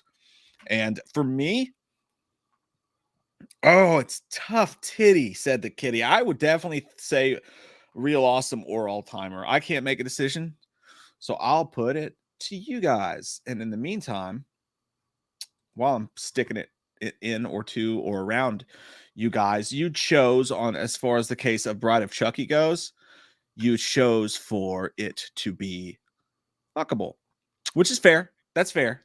I'll give you that. Like I said, it's probably barely fuckable to me. Closer to Sucks My Butt Steve, but like I said, Jay and I treat that franchise unfairly because we don't like it. Because if Chucky was real, you would just fucking kick it, you know? Just like Tenacious D says, you know, just one time, Kyle, will you fucking kick it? Come on. That's basically what you would do. You would just fucking kick Chucky and then all your problems are over with. Oh, franchise is over. Oh my God. What are we going to do? This fucking tiny doll. What's he going to do? Bite my fucking ankles? So yeah, anyways, that's where that one goes. And I'm going to put it to a vote for you guys really quick for the other one. Why am I starting to sound like John Malkovich? Start a poll for my ass. You know you want to stick it in. What do we say? All-timer or Real Awesome? That's where Stephen Pedactor was. And there we go. It's in like thin, Steven. It's in like Steve. Dan Murphy says, who the fuck is Steve? It was Sigourney in Ghostbusters All-American Rejects Part 2. What the fuck, Jay? I will point that out to Jay. I read that today as well, but I'll point it out to him when we come back. Yeah. They had that little scene and it was for nothing. I guess they didn't want to pay her. I don't know. There's enough nostalgia forced in that. That's a fucking Chipotle burrito at this point, though. So, I mean, can you really be that mad at it? There's so much shit going on in the Ghostbusters franchise, mixing the old with the new. It's like somebody had to die, Steven. Speaking of that. And Steve is, if you don't know, you can't afford it, buddy. That's all I'll say about Steve. But I'll bring that back up to Jay so you can get his opinion on that for sure. My dude. Everybody's talking about the smoking thing. Yeah, I did start smoking again. I guess you missed the thing where I was talking about that. I don't know why I clicked that, Cordy. Sorry. That was for something else. Smoking is bad. Don't smoke, kids. I'm trying to quit for the 17th billionth time. I only smoke when I drink. All right. I did quit that. Used to be an all-time smoker. Smoke when I woke up like everybody else. Always hated it. Change it to where I only smoke when I drink. Haven't been able to kick the smoke when I drink thing, you know? So trying to kick that. Trying to do a little bit better. went to see Breaking Benjamin and Bush the other night. Stayed up till 4:30 in the morning. Smoked a whole pack of cigarettes. Woken up feeling like just goddamn, just Courtney Love's vagina basically was in my lungs, allegedly. So make it another go. Make another go. Jay wants to go in my mouth. Hey, what? Party now? fouls. Oh my god, I spilled the beers. The adult beverages. Hey, did you know Dan Murphy brought it up? Did you know that Sigourney is officially not going to be in Ghostbusters After Liquors? No, I didn't know that. Actually, well, I guess is Bill Murray even confirmed for that? I don't think he's even confirmed to be in Ghostbusters Afterlife too, because Sigourney Weaver had said before she was only going to appear in the movie if Bill Murray was going to be in the movie, so it does make sense. And they kind of did have like a wrap up. It does suck. Don't get me wrong. I would love to have seen her again and Bill Murray, but they did have a kind of cool wrap up in the after credits scene. You know, when she's like holding the thing and doing the electroshocks or whatever. I think it's cool that we're going to get, Dan Aykroyd and Ernie Hudson back as like mentors in the whole thing. Yeah, like I said, that's what I was saying. I think there's enough going on. You know, there's enough fucking people in that movie already. It's like a Chipotle burrito with this stuff at this point. But hey, fucking Tim. Hey, Tim. You son of a bitch. I'd kiss your mouth if it wasn't so far away. Thanks, buddy. He's dropping a bag. Dropping a fucking... God. Tim is a fucking saint. Bang! On our faces. And we're like, ah. Thank you, Tim. Really appreciate the buddy. He says, hey, all. This wasn't planned, but I just typed a general greeting and an extra shout out to Patreon folk in the chat. Had a thought. Can you run a contest where the prize, paid by me, of course, is top tier Patreon membership for a month? I'm just in a great mood. That's the fucking guy Tim is. All right? Timmy! I'm gone. Might as well be Captain fucking America right there. Fucking, he looks like it too, doesn't he? He could fucking play. Good looking dude right there. That's cool, man. We'll have to talk about it, but anything's possible. But yeah, that sounds like that's a swell idea. That's a good idea. Let us come up with something between this stream and the next one. Come up with something really fun and good for maybe somebody who wanted to join the Patreon but can't afford it or whatever. I think that would be a beautiful thing, Tim. And god damn it, that's why God gave him such beautiful white teeth. You know? That's why he did it, Jay. Great. It's like the NSYNC song says, but God made a hot dude when he made you. That's the words, right? That's it. That was 100% the words. That was the original words anyway. Yeah. And then they got changed and shit. They used to play that in middle school dances. Hey, Tim, you're a beautiful fuck dude. Thank you so much. Thank you, man. That's awesome. We really appreciate you, man. And someone else will appreciate it too, my friend. Abso-fucking-toodalutely. Hey, dude, have you ever seen Mission Impossible Ghost Protocol? Have you seen that one? No. Yeah, I think I've seen it. I just don't remember it. It's been like 1,000 years. I didn't think you saw it, so that's why I did it while you were holding your dick in your hand, and I was thinking about it. Yeah, I was looking at it and wishing it was bigger, but yeah, anyway. Making me sweaty. But I put it to a vote in the chat, and it looks like how they feel about it is between all-timer and real awesome. They say definite real awesome, which is probably where I would have put it myself. 81% real awesome. Fair. Great movie, little overrated, but I fucking love that franchise, man. Not a bad movie. You know what really bums me out about the whole Mission Impossible? Dude, I hated they fucking killed Emilio Estevez. I don't know why I'm so salty about that. I'm still salty after all these years. I'm like, why in the fuck did you kill the Mighty Duck Man? I swear to God. Like, you killed Emilio. Like, do you imagine if Emilio had stuck around throughout the series as like that smart ass tech guy that he worked with? That would have been fucking, dude, that duo would have been great. Was that the first time they'd worked together since The Outsiders? Maybe. I know that they just had an article come out about that recently because there was also an article, by the way, that was like Tom Cruise is aggressively pursuing Shakira since they both just had a breakup. And I'm like, yeah. In other news, water is wet. We're all aggressively pursuing Shakira since we were fucking 16. But no, they said an article. He actually regrets that a lot. He said that he wanted to bring him back. He wanted to think of a way to bring Emilio back. And Emilio was like, we just couldn't figure out how to do it or whatever because he regretted it so much. But yeah, that was a crazy scene in the movie though. But he did say, he's like, it set the stakes up because if this character will die, then Ethan's in real peril. So it made the movie a lot better. But I get why you're pissed about it. It still hurts my hole too. Yeah, I'm just salty about it. But Smudge is the voice of reason, much like a fortune cookie that you would find at the end of your Chinese dinner that you ordered out. We all miss Emilio. We all agree that they shouldn't have killed him just to make Mission Impossible. We have to move on. Those are wise words from time. We know, Smudge. We know. Oh, it's time to go, Dan. It was just an observational comedy. That's what that was. I just want you to know, in case you missed it.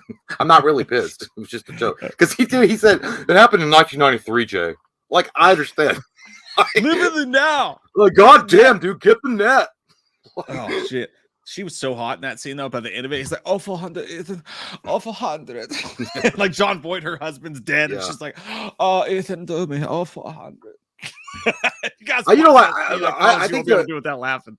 But Emilio, I do. There's I literally just watched a thing that an interview that he did with Martin Sheen, and they were like, it was a cool ass interview. Dude, he just seems like the most put together, well balanced kid that Martin Sheen's ever had. And then he got fucking Charlie over there, like from Mars. He's the rock star, dude. And by the way, and it was Charlie Sheen and Emilio were great. I mean, they're brothers, so they had great chemistry. Men at Work, all-time classic, all-time classic. Movie. Yeah, I sometimes I'll just throw on 2.5 Men, the show, Men, because that show was fucking hilarious, man. Charlie Sheen. Did you know that Emilio directed that movie, Men at Work? I did not know that. Yeah, he's directed. I know he's the director. He does shit, but that's amazing. That'd be a fun commentary one day too. Yeah. For sure. Dante Pilato said, "What's up, Mike and Jay? I'm curious to hear your thoughts on Campfire Tales from 1997. It was an anthology flick. It reminds me of something from your Just Like Scream series. Love you, dudes. That's on the list, man, for sure." Campfire Tales. I swear to God, I probably probably watched it when we were kids. I just don't remember much of it. I remember James Marsden. And I remember it was kind of fucked up. Wasn't there a ghost story? There was like a weird ghost story in the middle of it. There was something like that scared me. I don't remember, but they're telling on the campus, like, "Are You Afraid of the Dark?" And they're telling the stories, and then they show you the stories. It's a great idea for an anthology. Yeah. I don't remember much about it either, but I remember thinking it was a little gnarlier than the most stuff you would see at that time. It was a little meaner, a little fucking, you know.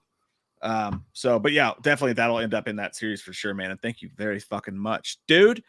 Cosmos, I'm fucking selecting. I'm erecting selecting. Well, get out of here, you fucking dick. I'll just pick that one. What do you think? Well, now, I mean, I just think that we gonna have a discussion on it because I mean, to be honest with you, I think it could be in the all-timer list. I do. I kind of do. I ain't gonna lie to you right now, right? Because you got you got some Corey Feldman in that shit, and he do a fantastic job. And it does feel pure 80. It is a pure 80 Jason film, a flicker show, as some would call it in the South. But then again, I can be fine with Real Awesome. I feel more strongly with the Real Awesome than an all-timer, but then at the same time, I can put it in the all-timer. I'm gonna go ahead. I'm gonna come in. I'm gonna get behind you. I'm gonna put my hands on your hips. We ain't gonna do the Macarena. That's called sticks my dick in. Puts my dick in. We doing the goddamn naughty jungle of love right then. Yeah, we got to do it in the bushes. Can't be telling nobody we doing that in real life. Jungle love. Oreo. That's it. For me, it's an all-timer. I'd be fine with it. So I mean, I feel more. I don't know why I want to put it in Real Awesome. I feel like they're like, this is the lotto number. Here's your 2 lotto numbers, this one or that one. And I feel like that number 5 is the one that's going to hit on Real Awesome. But I'm fine with taking a chance. Okay. I'll put it in all-timer. That's fair. Yeah, I think that. It's the best in many ways, the best Friday the 13th film that ever Friday the 13th. I mean, for me, it'd be between this and Jason Lives, and I jump back and forth between the two of them. But yeah, man, it had it all. It's the holy shit package of Friday the 13th for sure. So I'll do that. I mean, I'm happy to put it to vote if you want to, but you sounded a little unsure. It's all right. I'm just going ahead and let it fly. Let it run. Yeah. Let it run its course. Let it be free. That's what I like to hear. I like it when we get in the tent and wrestle. That's none of y'all's business, though. What about Paranormal Activity 4? That's fuckable. I think it's fuckable. I don't think it was bad. I think it was such a. You remember watching Paranormal Activity 1? It was fantastical. And then Paranormal Activity 2 actually built on the first one really well, and then Paranormal Activity 3 did better. Actually, Paranormal Activity 3 did really well, and then the fourth one comes out, and the problem with this movie was I feel like it was a Hollywoodized the fuck out of. Like, it really did just feel like a standard horror movie. By the time they got to the fourth one, like, it just felt like, goddamn, well, we got to pay the bill somehow. Throw another Paranormal Activity up there. Yeah, I think it's the point where it did feel more commercial. I think that was the Xbox gimmick. Yeah. Maybe Blumhouse is so fucking cheap. They're like, hey, we got to throw an Xbox ad and a Taco Bell one too. Yeah. I really, Yeah, but they had that weird game effect that would do it, and that was a cool thing. And this is the one where it got witchy, like those witches all fucking like take off on their brooms. It still had entertainment value for sure, but it's really where it started to go. So we got some Hogwarts shit going on in the middle of this fucking ghost story, but I dig it. Okay, it's weird.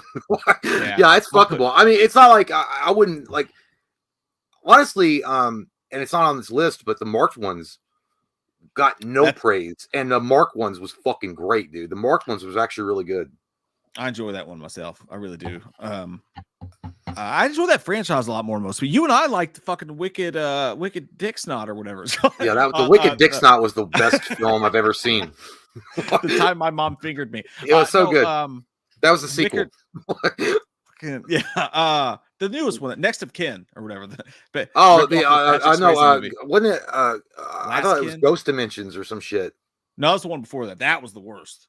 That was a bad one. You know, I liked it. I liked it for it. It felt like a Ghostbuster story or some shit. I liked it just for like the cheesiness that it was. But marked ones, and then there was, what the fuck was that one? The last one was like Next to Kin or some shit, and it was in the snow. Oh yeah. No. We did like that one. Yeah, that was a good one. Everybody else hated that. It felt like when it came out, and we got poo-pooed on for our opinions, but it's something that we usually do. It's fine as gentlemen. As the gentleman, we just we took it on the chin and cried later on after the stream. It's no big deal. We weren't like it didn't bother us that nobody agreed with us. I don't care. I don't need it. I don't need the validation. I can take it, Steve. Okay, I got lost in the fucking chat. Where was I? Boobies. Nope, not those boobies. Shit, I got really far behind. I apologize, and I moved to strike. Okay, here we go. This is where we were. We'll answer couple super titties before we get to the next one. Trey Film Edit. Fucking awesome dude. Plays in Green Day. You guys probably know him. He's got a great band. What's up, guys? I was going to ask a question, but I got to hit the half pipe at Killington this weekend. We get you, man. Oh, God, dude. That's the greatest line I've heard in a movie. I love it. I rewound it like 6 times. I'm hitting the half pipe at Killington this weekend. Someone's in the back. Someone's in the back seat. Love you too, man. Hey, thank you, man. You have a good time.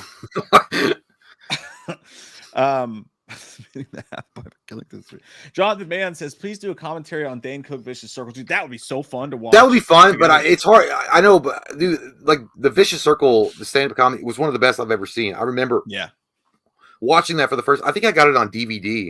It was so fucking good, and I watched it a lot. But it's weird to do a commentary on like a stand-up comedy special because really you're laughing. Like you're like, that was a good joke. Next one. because stand-up comedians flow like it's a story that they're telling usually, and it's I don't know, it's hard to do a commentary on thing like because I mean honestly a great commentary would be, for me, it would be the John Leguizamo stand-up special where he goes through his life. No, that's a fun one. Did you ever watch that one? That was fucking awesome. That was so good because he actually is telling his life story with comedy bits in it and then acting those bits out. It's maybe not as fragmented as a stand-up comedy like a Dane Cook or a Richard Pryor or something, like, which a Richard Pryor was awesome too. But the John Leguizamo, that felt like a stage show to me with comedy elements in it. I'm sure they never adapted that to a movie. I've seen people try to do that before the way he did it and suck. He did a great job of it though. I think that I would love if someone like Patreon commentary that as their choice. I would get excited. But the truth is that I think we watched that like a month and a half ago, and I've just seen it so many times that I would just end up quoting it the whole time. Like I would get the jokes out before he said them and just ruin them for everybody. Sunset. Richard Pryor, Sunset. I don't remember one of his famous stand-ups. Like if somebody asked to do that particular commentary for that special, that's hard to do, man. It's stand-up. Yeah. Jim Jeffries now. Any of the Jim Jeffries, I think, would fit the fucking channel so well. If you guys have not watched Jim Jeffries do Netflix stand-up, make sure the kids aren't in the room. Probably make sure nobody's in the room. Like anybody's gonna judge you. Shit is funny as fuck. Doesn't he It's have disgusting. I love it. He has a talk show now, doesn't he? Yeah, anything he's ever done. No, not Jim Jeffries. Is that the Australian guy? Yeah. Yeah, he has a talk show. That makes sense. Yeah, anything else like I've seen him do like that's not really hit the nail. It's just in the fucking stand-ups that he really gets it. But yeah. I love that guy. I was getting it confused with Jim Gaffigan. Yeah, their names are really fucking close together. Yeah, that's the guy who's like Hot Pocket. I love that guy though. Yeah, I do too. Rootin' Tootin' Texas Tootin' says only 5 shekels today, boys. Goddamn alimony took all my money. Well, now Rootin' Tootin'. Now whose goddamn fault is that? That's your fault for laying the pipe down in that bitch and expected her to honor thy husband as you honor thy wife. You dumb as hell, goddamn Rootin' Tootin' Texan. Holy shit. But God be with you. God bless you. 666 says, can Loomis say something about his patient Slender? He's not talking about your wiener. He can't talk. He's got a speech impediment. Piece of shit. I only like Subway sandwiches. I don't know what to tell you. That's it. Very uninteresting. Very dumb. That's what Loomis would say. He's like, hey, can you comment on this page? Like, he's dumb. I don't know why. For some reason, I was waiting on. So we just did that commentary on Patreon for the Don't Be a Menace. I was waiting on Keenan Ivory to go message. Hey, calm yourself. Norris says, "What's up, dudes? Thanks, Norris. Appreciate that, man." Says just left Spooky Empire in Orlando and just got C.J. Graham and William Forsythe's autograph. Oh, cool, man. When I met William Forsythe, all I could think of was Jay saying, "Take that damn thing off." Take that damn thing. He's probably queer, man. You should have got him to say that thing. It's like, hey, man, can you do that line? Can you just do a video and do that line? Scream it in the middle of the convention. Yeah, well, I mean, obviously they would know. Like, he's not gonna just go out. It's like he's not standing under like a fucking rainbow flag that's on fire and be like, he's probably queer, or anything like that. But yeah, dude, William. But by the way, William Forsythe is an awesome actor. Amazing actor. He really is. He fought Steven Seagal in a movie too. Yeah, good actor. Wasn't William Forsythe? Was that the guy that played Raiden in that shitty Annihilation movie? I don't know. It's possible. It sounds like something that I don't know. It just they look alike. If it's not him, they look dead on each other. But yeah, it definitely sounds like something that exists in this. That's world. Cool, man. I would love to meet William Forsythe. Yeah, and I've always wanted to go to Spooky Empire too. I think we almost did one year. But DJ Graham, thanks so much, man. Really appreciate that. Says, I'm starting the Scorsese train, watching every film I haven't seen in chronological order, starting with his debut, Who's Knocking at My Door. Even though I just watched King of Comedy last night, it was free on YouTube. Dude, that is a great time. Stuff, man. Can we come over? Because that sounds fun. We ain't got nothing going on. Let us in your door. I love it when people do shit like that. Just like, hey, you know what I'm gonna fucking do? Yeah, it's like unpacking a fucking present for yourself. It's like, I'm gonna go through them all. Let's fucking go.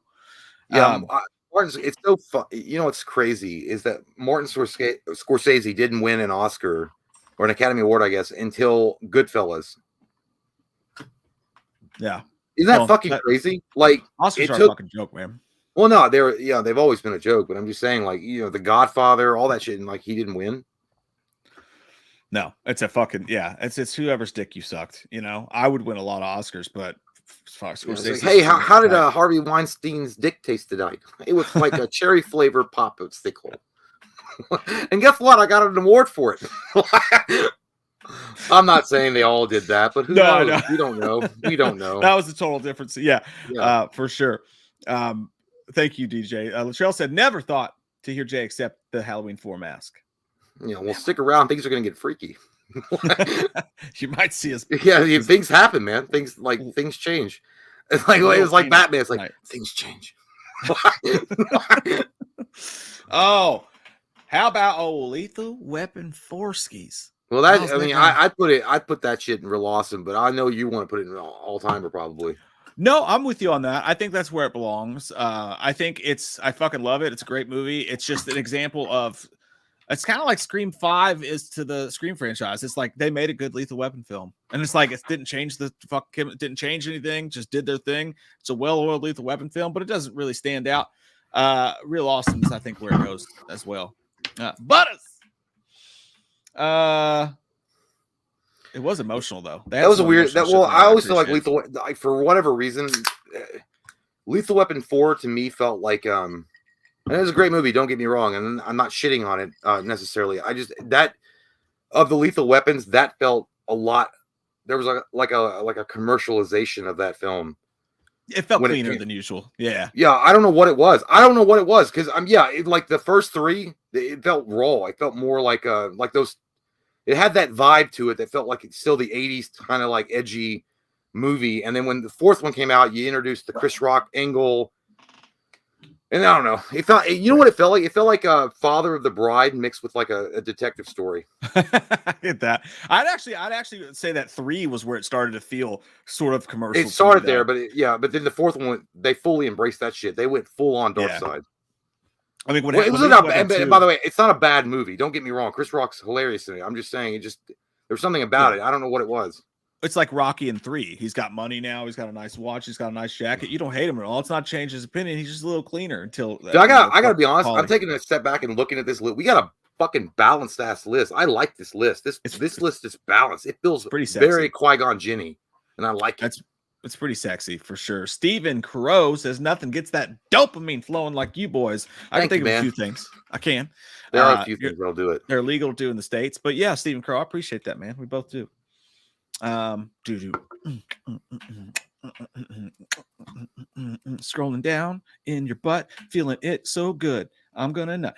Jurassic World. Yeah, dude. Go ahead, put that in the herpes section of the butt. Oh, yeah. I mean, I barely. I want to say fuckable, but I'm kind of mad at it. I think this movie was such a cash in. Like it didn't feel like there was any passion in the movie whatsoever. It felt like all the performances were tacked on or phoned in. And I love Chris Pratt, dude. Don't get me wrong. I think he's a great underrated actor. I think he's a comedic genius in a lot of things that he does. But at the same time, I think he barely fucking gave a shit about this movie. Like this thing came off as fucking corny. Like it felt like not only the actors didn't care about it, but the directors, the writers, they're like, yeah, just slap some fucking Velociraptor fucking claws in that goddamn bitch, and we got a winner here. I'm getting a lot of flack in the chat. A lot of people saying this is fuckable, son. Some people saying this is real awesome. You can put it in fuckable. I mean, that's fine.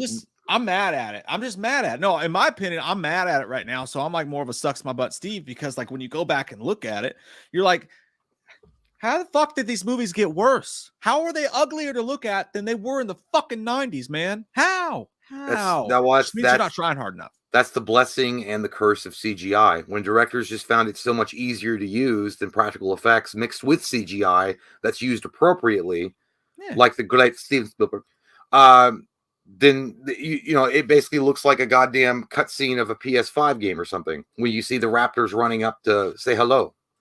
I don't know what it was about this movie, man. That's true. Yeah, I don't know what it was about this movie. I didn't like it, and I really did enjoy the direction they were going with in the Jurassic Park sequels. I guess, well, the actual sequels, the new trilogy with Chris Pratt. But in this one, man, I just felt like the passion was gone. There was something missing in this movie. I don't know what it was. It felt a little soulless. I put it to the chat, whether it's effable or sucks in my butt. It was like drinking Coke Zero when all you wanted was a Diet Coke. All I wanted was a Pepsi. Just I was like, hey, we don't have Diet Coke. We have Coke Zero. It's like, shit. Well, I'll fucking drink it. Hey, what up, Colton? Charlotte of the Corn says, yo, what's good, fellas? Bit off topic, but the more I keep seeing the new Flashpoint, could be a top 5 to 10 DC movie of all time. Might be too much hype. I don't think it's going to be. I honestly don't think there's too much hype going on. I think it's amazing that we get to see Michael Keaton don the Batman suit one more fucking time. This movie could be a complete fucking burning fire of sewage trash in the midnight sky. And just the fact that Michael Keaton is going to be Batman one more time, it instantly gets fucking almost like 7 or 8 on my rating scale. I don't care. I don't fucking care. I'm probably going to love the movie no matter fucking what. Because Michael Keaton is. I saw this comment the other day, and I was like, dude, it was so like poignant or so. I don't know. They're like, forgive us, Michael Keaton, for thinking that we could replace you. It was like, because it was, you missed the guy, and he's got the cowl on, and he's cool. No, but I mean, to be honest with you, I don't think it's going to be. I don't think they've hyped it up. I think I think they are. I feel like there's going to be echoes of Zack Snyder throughout this movie, which is why it's going to be so good, in my opinion. I do like the hints of it, but also knowing that they're just gonna fucking be like, all right. It's like the end of Liar Liar, the special cutscenes where he takes that piece of paper and he's like, it's like a goose. I feel like that's what they're gonna do when it's over and just like throw it away. Well, they are. And that's what sucks about it. And the Ezra Miller thing blows, so that's going to be hard to sit through. I do love Michael Keaton, but also it's sort of like a last minute fucking fisting. I just like nostalgia. Fucking get ready for it. You love that shit. Come pay for more of it. Well, they do that with every movie. I mean, they do it with every. 100%. And I'm still and it still works because I'm still psyched to see Michael Keaton just as you are. I don't know. I've seen a lot of people getting really fucking hard in the butt for this movie. So Stephen King came out and says, like, I don't even like superhero movies, but this one's fucking amazing. That being said, Stephen King likes fucking. Well, dude, he likes to argue with fucking Elon Musk on Twitter, so I really don't give a shit. I mean, you're so bored with your millions of dollars, literally. I don't care, and I love your books. And Stephen King is my favorite writer of all time, 100%. But Jesus Christ. I'm not going to look to you for movie recommendations. I'm just not. But the second thing is, I'm also going to give it a big prop because you've literally got the greatest method actor in history in The Flash, Ezra Miller, in this movie. He's a method actor. He can't get caught, and he avoids all sorts of consequences for his actions. I mean, this is The Flash. He's a slippery fucker, and he wasn't doing anything illegal, you assholes. No, he's a method actor. Definitely a great guy. I mean, so obviously, it's going to be great just because we have the greatest actor of all time. Is he method acting as the fucking Joker? Yeah, he's just method acting as like the Flash. He can't be caught. He moves from state to state and he disappears. That's true. We praise for training. But I don't think it's going to be. I mean, dude, too much hype. I mean, I don't think so. I mean, literally, the hype is already there when you say Michael Keaton is back as Batman. I mean, that's all it really took for people to be like, that's all I need. I don't care. I think it's going to confuse. I think audiences are going to be a little bit confused, man. I really think they are. I'm not sure that this is going to do box office wise what they're hoping it will do. Maybe whether not, it's great or not. But I could be very, very fucking wrong. Well, the opening weekend, I think it's going to be telling because I think a lot of people are going to go to the opening weekend just to see Michael Keaton, and it's going to be interesting too to see people that go to the theater because they're going to be interested in how James Gunn is going to reboot this because this was a whole idea to reboot the DCEU. Right, and James Gunn had nothing to do with this one. No, but he's definitely got his fingers in the pie now because he's like, all right, well, I've got to be here now to lay it out. So he might have made changes to kind of set up his universe. I don't know, but either way, even if it had nothing to do with the DCEU overall, I wouldn't give a shit. I think it looks cool to me. Yeah, I definitely don't need it to tie into anything. It's just seems just like a like a clearance item at this point. But like I don't know, who knows, man? It's one of those movies like fucking anything could happen. It really could. Michael Parton said, "Give Steve a break, and you guys can play Boinky in the B-hole with me anytime, yo." Sunglasses emoji. We'll do that. Is that the sequel to Bop It? Bop It, Sock It, Rock It, Suck It, Bop Steve. It. This isn't Grandma's house, you dumb bitch. Twist it. Suck it. Omen Foe. I don't remember shit about this. Yeah, I can't even give you. Listen, I like to be honest, I actually was a fan of and not. It wasn't like I was like, oh my god, this movie is amazing, and how are not people talking about this? The Omen 3 with Sam Neill, because Sam Neill was such a. By the way, we're gonna do a list at some point. The greatest portrayals of the devil in a movie. And that's going to be a great list. So many when you there are, but that's going to be fun. But we got to narrow it down to like the good sexies. But Sam Neill actually played. He was the Antichrist because he was the grown-up version of Damien from Omen 1 in Omen 3. So good. In this one, I don't even know what the fuck is going on. You got a girl hiding behind candlesticks. I know they're fucking. I know they're do they not look like candlesticks to you? When I was a kid, I always thought that she was holding giant candlesticks for some reason, like the Christmas ones. Yeah, I don't know why. I see that, but I'm gonna let them decide. On let them decide. I don't remember enough about it to even give it a fair treatment. As far as Jurassic World goes, the audience has deemed it fuckable, which is just fine. That's just fine, Stephen.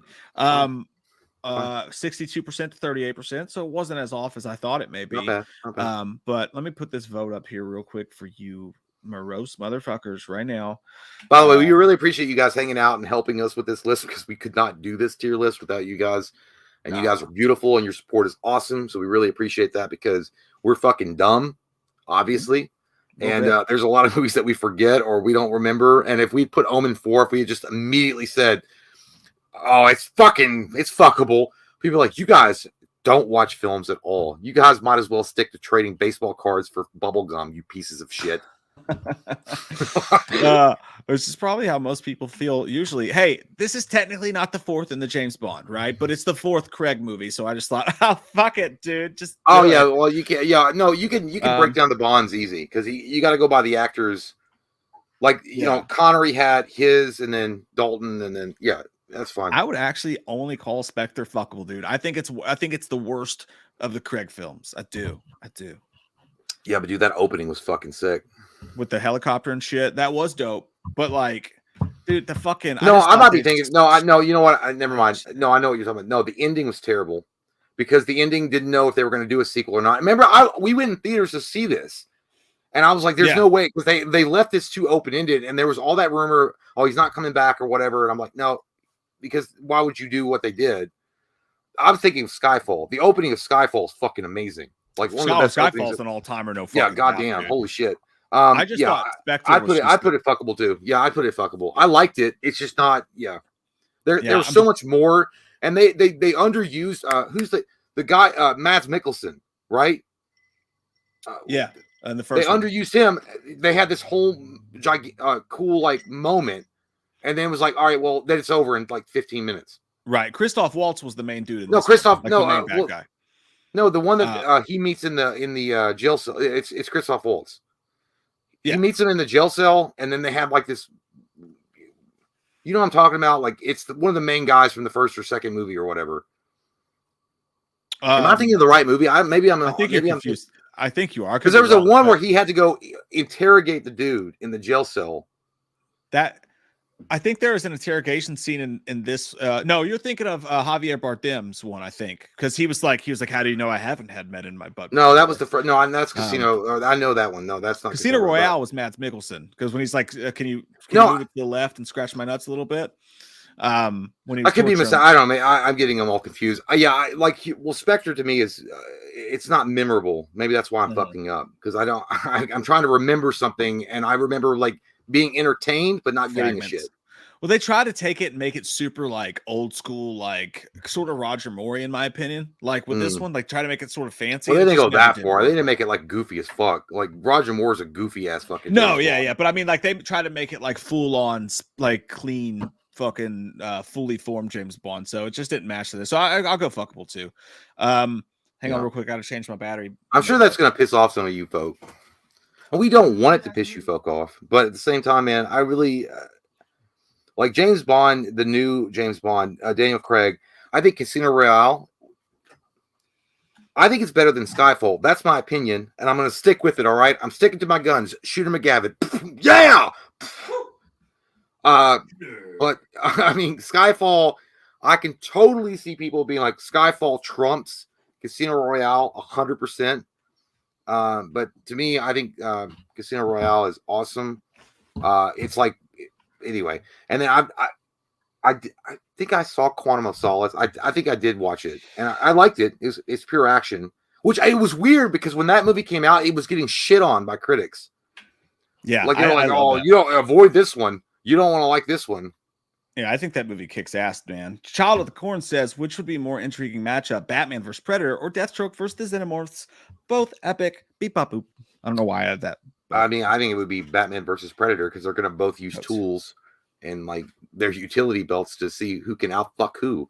Deathstroke versus Xenomorphs is, I think Deathstroke wins. I mean, right? I mean, because while the Xenomorphs are intelligent, they're not like uber intelligent. Like, I mean, Deathstroke is still Deathstroke. He's like one of the most legendary mercenaries of all time. He's gonna fuck them up.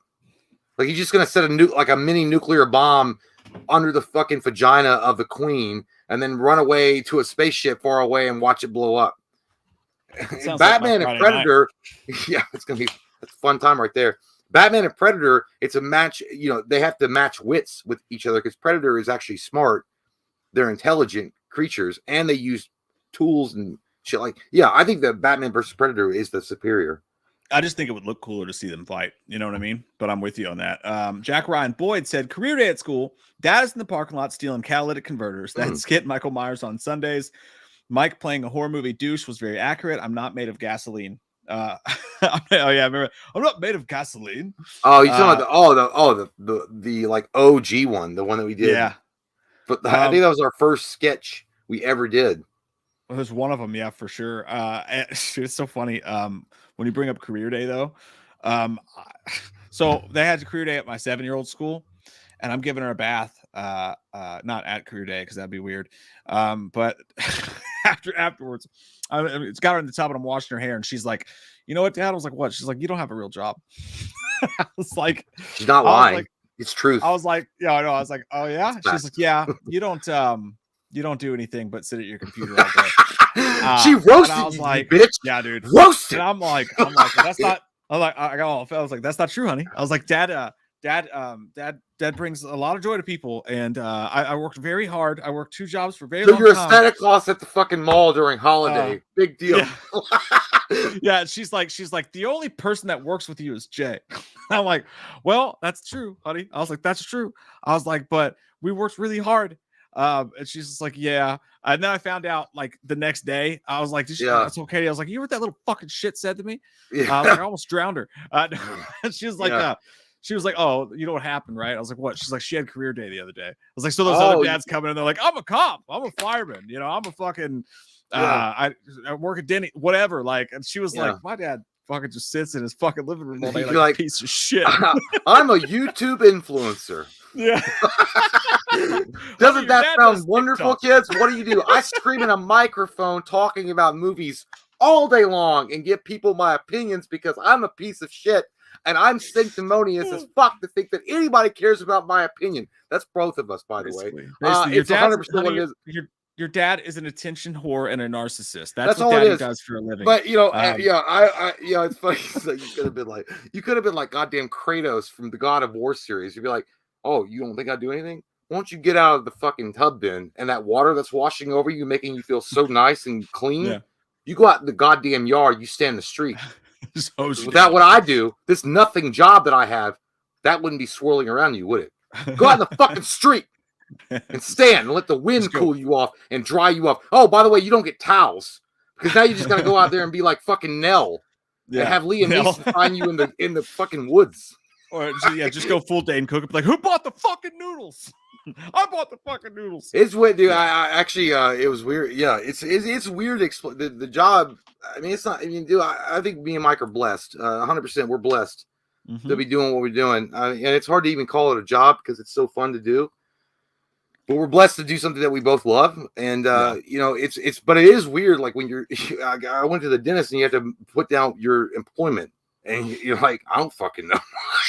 Like, how do you explain that? She's like, oh yeah, I review movies and do sketches. I had to put like some shit like influencer or something. I had to put something. I had to look it up on Google. Just put media. It sounds. I should have done that, but I had to put like something. I didn't know. I Googled it. Like, what do you put if you're doing YouTube? And they're like, oh, call yourself a media influencer. So I don't just a social influencer. So I put influencer. And then when I got in there, he was like, I got to ask, what the hell is an influencer? And then I was like, because he's like 56 or wrote that. I had to put something down during COVID.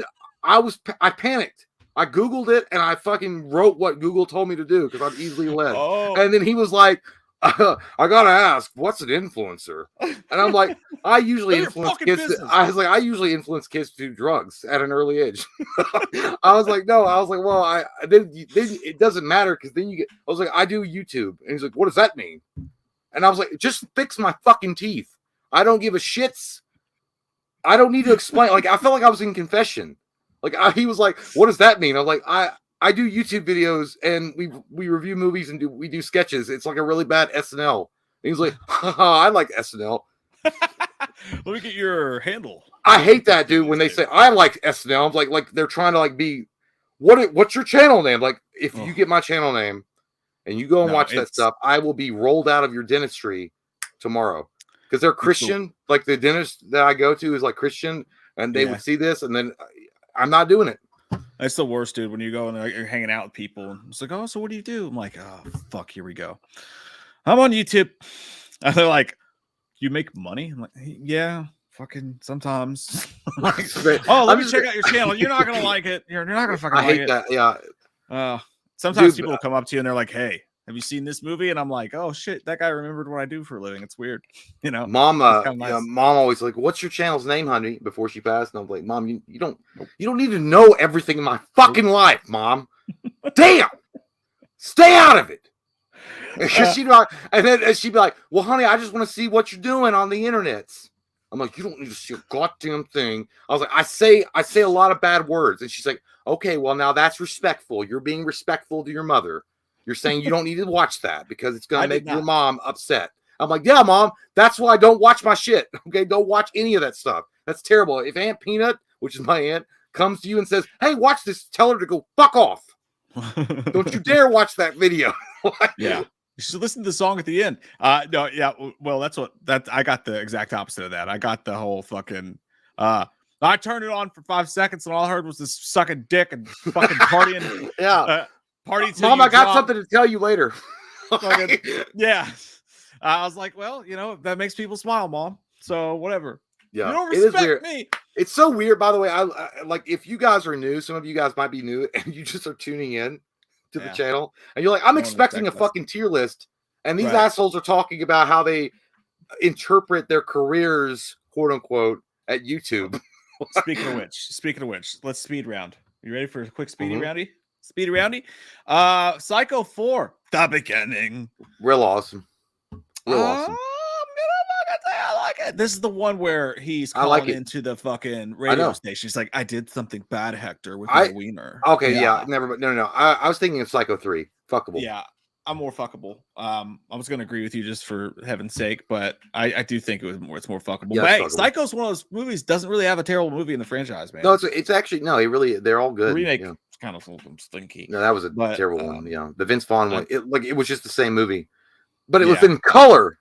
In HD TV. Oh, day. Okay, house. I'm going to tell you what. What? That's fuckable right there. That's a fuckable face and a fuckable movie, and I like Timothy Olyphant quite a bit, and I think it's got some funny moments in it. Justin Long is great. Timothy Olyphant is sexual, but it was not rated R. They fucked us as fans by doing that. It's fuckable. Get out of my face. Yeah, I think it's fuckable. I think it plays with the taint of Real Awesome at times, but I will leave it in fuckable for sure because they made it PG-13. They shouldn't have done that. But do love me some Justin Long, like you said. Timothy Look at that fake ass fucking guy. Look at the fake ass scars on his face. Like that shit was applied at Walmart. Yeah, those scars for sure. But it's like we gotta still make you look good. It did have a great bad guy. They had that awesome jet plane sequence. Justin Long was great in it. But strong fuckable. It could go real awesome any day of the week for sure. But barely touch it. Yeah, this is the speed round for a goddamn reason, Dad. Don't you fucking talk to me anymore. How about Scream 4? I can't wait to see what you think. Hey Steve, you got any more fucking room in your asshole? Hey Steve, I'm asking a question. How many dicks have you put in there tonight? 5? You think it's a guy because the guy comics? You can't start Steve, I don't know if I'm gonna put it in fuckable just because Steve's asshole's full of dicks tonight. I am gonna fucking agree with you. I love all these fucking movies in the Scream franchise. You know that. We've covered it ad nauseum before, but this is to me the least best Scream movie, so it'd be fuckable. Everything else is above the shoulders, but I'm gonna go there with you. Yeah, I'm gonna go there with you. I never was a fan, but then again, we all know my feelings on Scream, so we don't need to go into it on detail. Yeah, I'm not even gonna fight for Real Awesome on that one. I'm not gonna fucking do it. You know why? Because I mean, you know what? Everything after the first one, just like let's load Steve's asshole up with fucking nos and like fucking. Hey, other than the first one in Tokyo Drift, Steve's asshole is full tonight. There is no more rooms to book in Steve's asshole because it's filled with fast and furious cum. That's what we're talking about right today. I agree with you. Everything after, I'd maybe throw Tokyo Drift and fuckable. After that, I like Tokyo Drift. Yeah, it was all right.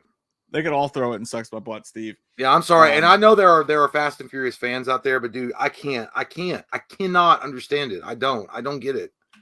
I watched the first one, awesome, fucking great movie. The second one, what the fuck is going on? The third one, wow, we're in Japan, and the kid from fucking Mud, or what? Not Mud, the redneck kid from Sling Blade is the main guy. That's awesome. and then we're back in the States. It was fucking weird. I'll say this, by the way. I will renege on this one real quick. I will renege on one as far as Scream goes. Got catching a lot of flack in the chat. A lot of fucking flack in the chat. And I'm flicker back and forth, flicker like the horse movie on it. So I will put it to a vote in the chat since we don't have a vote going currently. By the way, Omen 4 did get a fucking sucks me butt Steve, 46%. I think that's the first time the crowd has ever given a sucks me butt, Steve. I could be wrong, but no, I think it is. I think that's a historic moment right there. It's going to go down in history in the annals of history. Yeah, it's going to go in the annals. It's going to go down the annals of history. Where did it fucking go? Where have all the cowboys gone? Sucks my butt. You sound like a man getting a prostate exam for the first time. Oh shit! All right, I'll put Scream 4 to a vote for you guys. It makes me feel dirty too. Okay, Scream 4. The I goes before the V. Real dicks in the house tonight, sucking wieners until your dad comes home from work. Then he says, "Turn the radio down, son. It's my turn to get my buns done." What? Okay. Here we go. All right, that's in there. So, oh God, there's only so much room in Steve's ass. Yeah, dude, I would put that so squarely in Steve's ass, it would like ram all the way to his throat and touch his tonsils, because that's how far I would ram it in Steve's asshole. I didn't like this movie at all. When he rammed it in his butt, by the way, he would have made the goat noise from the yeah. Well, he would have made or the sound like that one the professor and Nutty Professor goes, "Oh no!" Like when he starts singing, when the gerbil grows up tall and like fucks him in the ass. This movie was an attempt to. I don't know what they were thinking, man. Like, nobody gave a fuck about Natalie Portman coming back, and then she's picking the hammer up, and then she's Thor girl, and now Thor's kind of the brooding idiot, and he's running around. I feel like you went through such a cool character development with Fat Thor in Avengers Endgame, and then just kind of have him reduced to this kind of lackluster, moronic sidekick almost, running around chasing. I feel like it was poorly executed. I feel like it was a terrible movie overall. I feel like there was a couple of moments in it that were great. Christian Bale was fucking phenomenal as the bad guy in this. Amazing. But unfortunately, it was overshadowed by all the other bullshit going on. And again, Chris Hemsworth was great. Yeah, dude, it's a suck my butt, Steve. But I mean, I'll put it in fuckable just because we're running out of room. I'm with you. No, we'll make if we get one that's worse, we can always look at it. But I'm with you. I think it deserves to go to the fucking basement where it belongs. That piece of shit. Gore the God, but get down there and get my wine bottles, you son of a bitch. Go on now, bend over, get in there all nice and fucking deep like. Speaking of this, ooh. Yeah, you know what? I'm gonna default. I hate this fucking movie, dude. I'm gonna let you play around with it. I'm gonna let you play around with it. I'd like to kill you and play around with your insides. I'm gonna let you do that. Stab you to death and play in the blood. That's what you can do that. I gotta go pee, so you can do that. I give it to Mike, so you can do it. Do not. Here's the stipulation. You do not. There's not gonna go to that green. Don't go to that green. I'm not crazy. No, I know, but if you're like, that's like me leaving my Monopoly board and be like, don't fucking like steal money from the bank. It's like that Matchbox 20 song. I'm not crazy. I'm just a little unwell. All right, I'll be back. All right. I'm gonna actually put this one to you guys too, because Jay and I are on other sides of the fence. I would actually my personal taste, I would call this a strong fuckable. Actually, I'll just fucking do it. I think it's at least fuckable. I think it is. I do. I think it's fuckable. Fuck me in the ass with a spoon. I don't know what you guys want from me. You know what? I will put it to a vote. God damn it. I have no balls. As far as Scream 4 goes, you guys vote. Oh, shit. Oh, shit, son. You guys voted of all the options to put Scream 4 in the real awesome 52 to 30 to 17%, and I fucking respect it. I respect it so much. I would do the fucking get it up, but instead I'm going to do the one that Charlie did, which is like, yeah, hit me, baby, like Stu, just like Stu and Billy, the original Ghostfaces. They were in the first Ghostface movie. Yeah, get it up. Oh, whoo, he was fucking terrible. I will though. I like it. I like that you guys like it. It's nice not to be the only fucking, Scream butt fucker in the building. And tonight you guys stole that from me, and you said, "No, Mike, you gonna take it. New decade, new rules. Sydney. You guys said real awesome. I fucking respect it. I'm happy. I am. I'm a happy girl. I can't wait to tell Jay when he gets back." Oh, tits McGrits. Texas toast. Shove it up my ass, and I'm a ghost because I will leave because no one wants to have toast shoved in their ass. As a matter of fact, it's just rude. What were we talking about? Let me answer some of these super titties. The lack of fucking nicotine going to my brain is making me feel weird in my ass. Colton says, "What's up? Sup, boys? Been thinking about checking out Creed 3. Y'all seen it?" I can't answer this for both of us, Colton. We have not seen it because we were like, fuck you guys, because I feel like they did Sylvester Stallone wrong with the Rocky franchise. And I never do this. I'm always like, you fucking nerds are stupid, but not today. When it comes to this, I actually have I have so much invested in the Rocky franchise. I'm so fucking grateful to what Stallone did with it. And I love that character in those movies so much that I feel like they just did him wrong. And the way that they handled his character, the way they're handling the rights. So I actually won't see it. I won't watch the movie. I won't do it. I think Michael B. Jordan's fucking rules. I hate that there's an awesome boxing movie out there I'm not enjoying, but I'm doing it for Stallone. I just can't bring myself to watch it. It's gonna make me just feel dirty inside, and not in the good way, like when your dad comes home with the new Starbucks sampler. I'm not even gonna, that's fucking too much. 9 times says, "Did you or JC Fast X?" There were pre-credits and mid-credits and post-credit sequence. It was insane. What are they like? I am no fucking film nerd that's like a judgy film nerd. I'm not like but honest to God, you guys, when it comes to like Transformers and fucking Fast and the Furious, like some of these movies aren't just fucking like insulting your intelligence. Some of them are laughing at you while they stick fingers in your throat and finger your ass. Like they're just, it's like watching politicians make people actually turn them into idols. So I'm not saying that's who you are if you feel that way about it. I just get mad.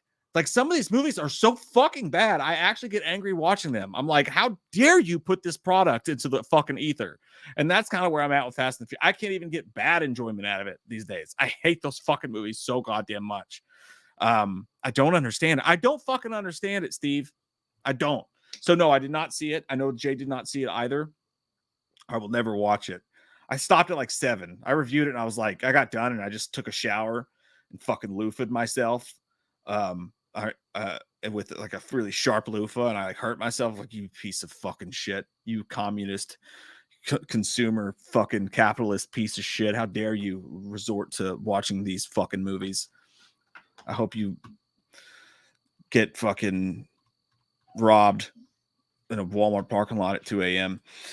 Haley Candler, that's fucking Colton Candler's wife. It's crazy. It says, "Hi guys, excited for FrankenCon. Get it up!" I'm so excited. I didn't know you were going. I thought you were going for some reason. Maybe I got you confused. But either way, fucking excited to see you both. Colton, I thought you said she wasn't going. No, it's because she wasn't in the fucking Patreon stream. That's what it was. Fuck me with a spoon. Anyways, the point is this. I found out we finagled some things. We're going to be at FrankenCon in Knoxville, Tennessee, and in like a couple weeks, June the 9th, I want to say. We're doing a VIP commentary with Felissa Rose on Sleepaway Camp, and it's going to be a great time. We are not going to have a booth. We are not going to have a booth there, and that's just because our schedule's fucking crazy those 2 days. We got a lot of stuff going on. We will be walking around the convention at certain times, though, so if you guys are coming and you want to hang out, we'll put up a time that we're going to be there, so we'll just walk around, fucking say what's up, have a 5 and a we'll make out a little bit. together. Well, Jay and I, it'll be like when, in like porns where they do the triplet kiss, or I've been lucky enough to be a part of those a couple times in my life where it's like two girls and then you in the middle, and it's really stupid and awkward. And Haley, I'm not saying this is you. I don't mean that. I wouldn't disrespect Colton this way. Jay, save me. I'm drowning in a pool of my own piss. What I'm saying is this. I've done a triple kiss with two guys before, and it was lovely. I mean, I don't know why I meant girls. Stupid. You're all stupid. Oh shit. Oh, but yeah, FrankenCon, man, it's gonna be a great fucking time. That's like 3 weeks away. Hell yeah, that's gonna be a good time. I was just telling them we're not actually gonna have a booth, but we will be walking around. Yeah, we'll be walking around, like VIP thing, checking out the sites, like mingling. It's gonna be fun. Old Alcoa. Yeah, man. Hey, I was saying for sure, it's been a while since me and Mike have just been able to like walk around and like kind of like take in the sites. Which I mean, don't get me wrong, we're thankful as fuck. The booths are offered, and we get to be a part of that whole experience. But there's something really magical, man. Like back when we first started going to Scarefest, like nobody gave a fuck who we are, and like nobody. It was just walking around with a camera, and like it was fun, man. It was cool. Yeah, and that's when we do all those Lewis and Michael videos too. So, and like I said, we'll be there, and we'll let you guys know on like Twitter or wherever what times we'll be there. So if you were coming and you were expecting to be at this booth, I don't want you to be disappointed. Just didn't want a whole our schedule's kind of weird. Didn't want them to have an empty booth there because of us. So Zach this Rockets says late for the party, but glad I made it. Much love. Welcome, sir. You're not late. Thank you, man. Thank you, man. We're behind. I'm also late on my period, Zach. So I hope you're ready to be a dad. Oh, that son of a bitch. Jay, are you ready for this? Yeah. You know what the crowd fucking voted, by the way? What'd they say? They said Scream 4 was real fucking awesome. They put that shit. Holy shit, they put it really high. They said, you guys ever seen the movie The Manchurian Candidate? I feel like you guys all fall into that. All of you. You're fake. You're not real. Fucking Elon's bots are at it again. No, that's a great movie, but okay, well, you guys, hey, it's your show. I'm just here as a spectator. I'll sit in the fucking bleachers and watch. Okay, cool. Cool. Let the guy that his legs don't work go out on the rodeo. That's what it's like. My dog keeps trying to eat the fucking nicotine gum off the table. I think that will kill you.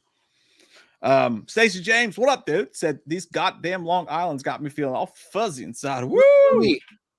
I mean, Stacey, maybe next time you just have an Arnold Palmer. Have an Arnold Palmer. That does seem like something someone would scream at. Oh, what's inside? What's inside of an Arnold Palmer? What's it made of? Is it just vodka and water? I can't remember.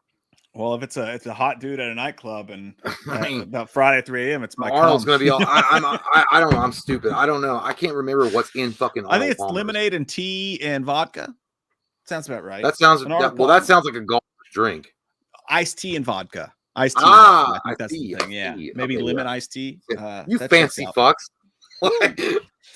Long Island iced tea is like 7 different liquors. That's like fucking. They just but the real, not the Applebee's Long Island iced tea, the real one, where it's like actual liquor put in there, and not just like they rub the rim of it with like the flavors, and they say it's Long Island iced tea, and we're going to charge you for it.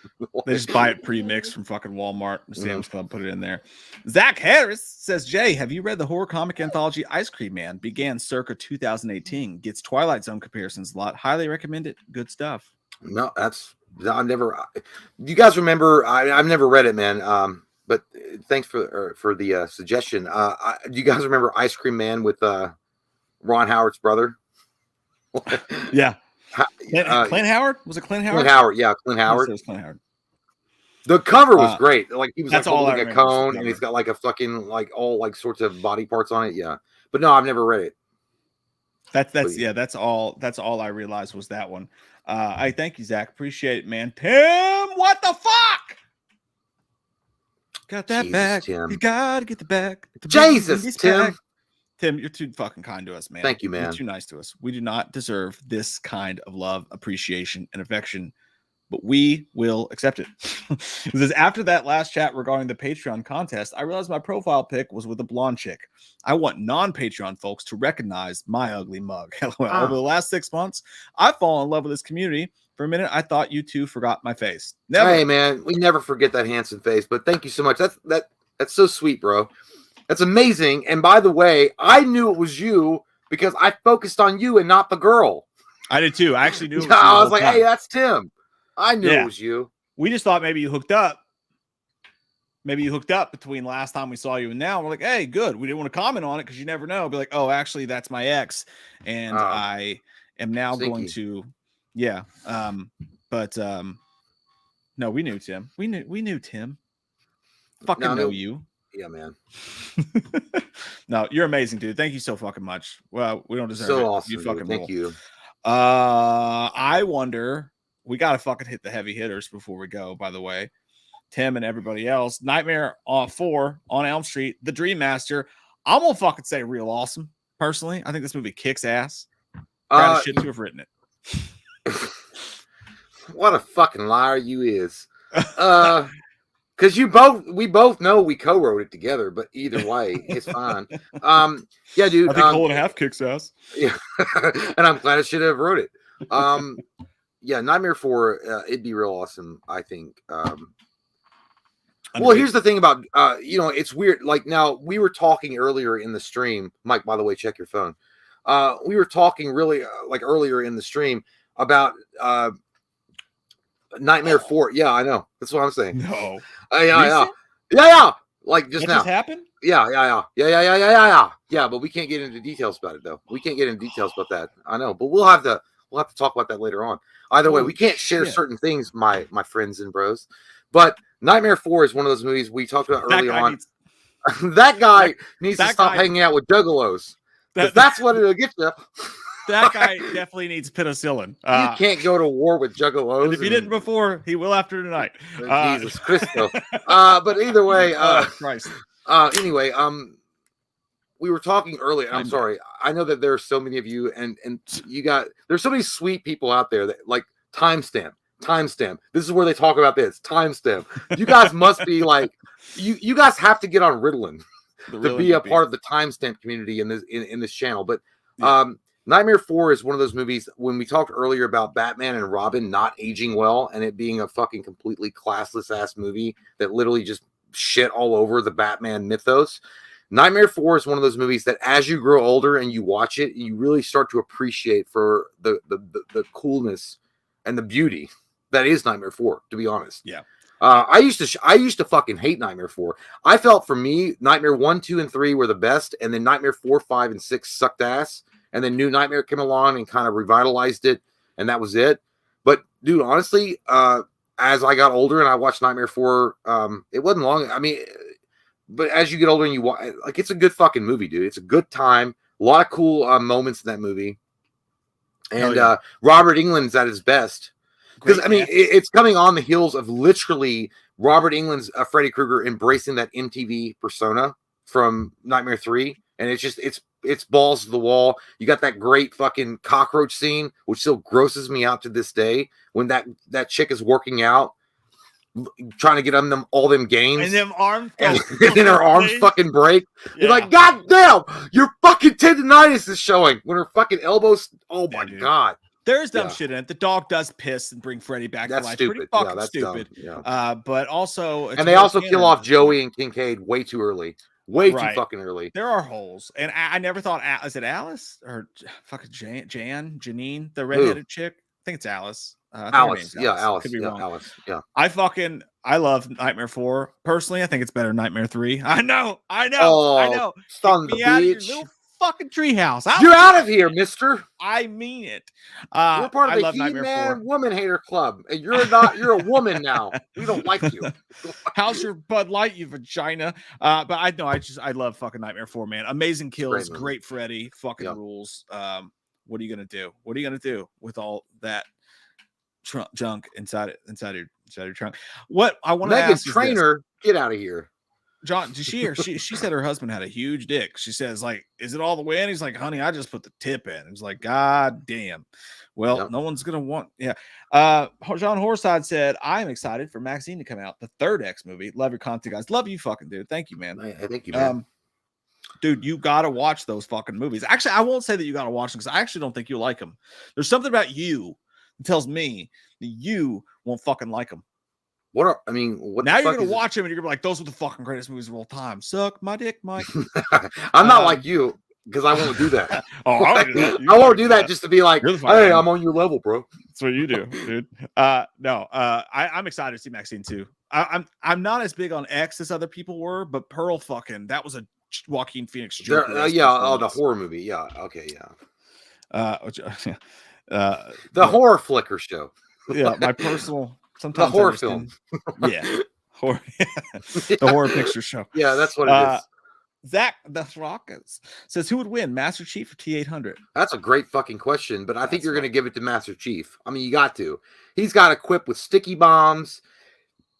He's got Cortana, which is an advanced AI helping him map out like possible scenarios in combat. Arnold's Arnold, man. It's T-800. Like, and he got beat by a fucking smasher thing in the first one. Was that fucking stupid? He was like crawling through, and Linda Hamilton's character, Sarah Connor, just smashed him with a fucking. Like, there's no strategy. There's no tactical advantage to be. He was like, and it will absolutely never stop until you are dead, obviously, because it was dumb enough to crawl through a fucking. My friend. Molten lava. What was that smasher thing called? I don't even know. But like it was dumb enough to crawl into that, and she had access to it, so it's not smart. Well, I agree simply because Master Chief's like, were you really bested by a bedtime story? T-800 got beat by humans, so Master Chief so far has not been beaten by humans. So you have to go Master Chief. But I would be wrong in that bet because if you put him face to face with like T-800's got this, but I would be totally wrong. Barb says, are you guys doing Flashback Horror Weekend in August? That's in, I believe, Chicago, where our buddy Slash and Cast live. Been wanting to do it for a long time. Maybe this is the year it happens. I don't know. I can't promise anything. I got the Blink concert in July. Got vacation at the end of July, and then August gonna come up quick. But I would like to go. Yeah. I don't know. If it happens, it happens. I don't know.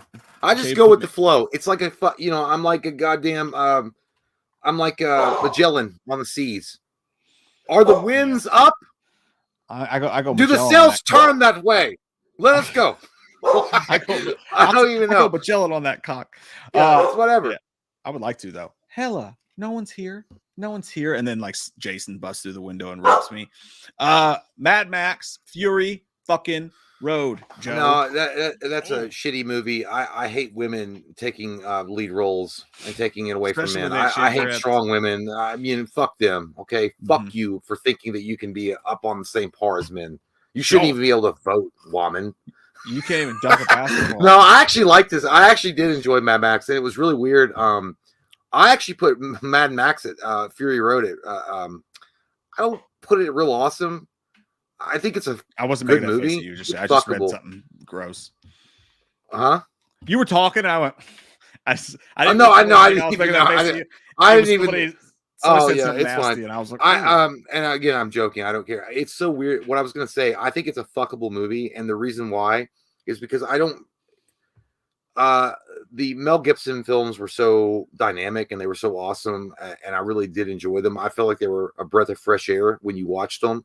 They had this post-apocalyptic feel to them with like a badass dude, and he's just trying to live and survive. And it was, welcome to Thunderdome, bitch, kind of. Fuck yeah. Mad Max was great, and Tom Hardy was good. I gotta give it up for Tom Hardy. I really did enjoy his acting ability in playing this character. But I still think it's fuckable. But by the way, it had not. I didn't even know this movie was being like passed around as woke. Like I watched the movie. You know what I mean? Like no. To be honest, to be 100% honest, I watched this movie. I didn't even know that shit was going on. I watched this movie I just watched this movie. It's like, oh, it's a Mad Max movie. I swear to God.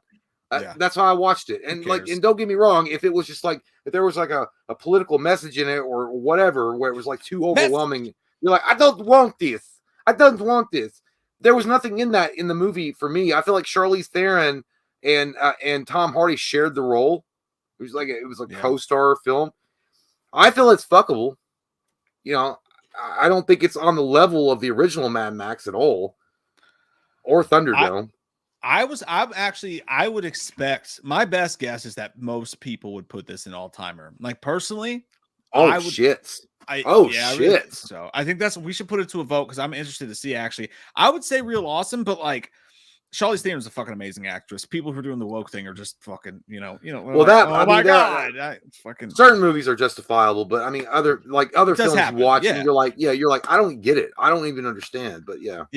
But they look for it in every fucking thing, and this is one of the cases where they made something out of nothing. But I thought it kicked ass. I thought it was a great cinematic fucking movie that George Miller put together. It's not my cup of tea just as far as movies go, but I'm like the biggest early career Mel Gibson fan there is, and I never almost watched his Mad Max films. So there's just something about those movies that don't speak to me.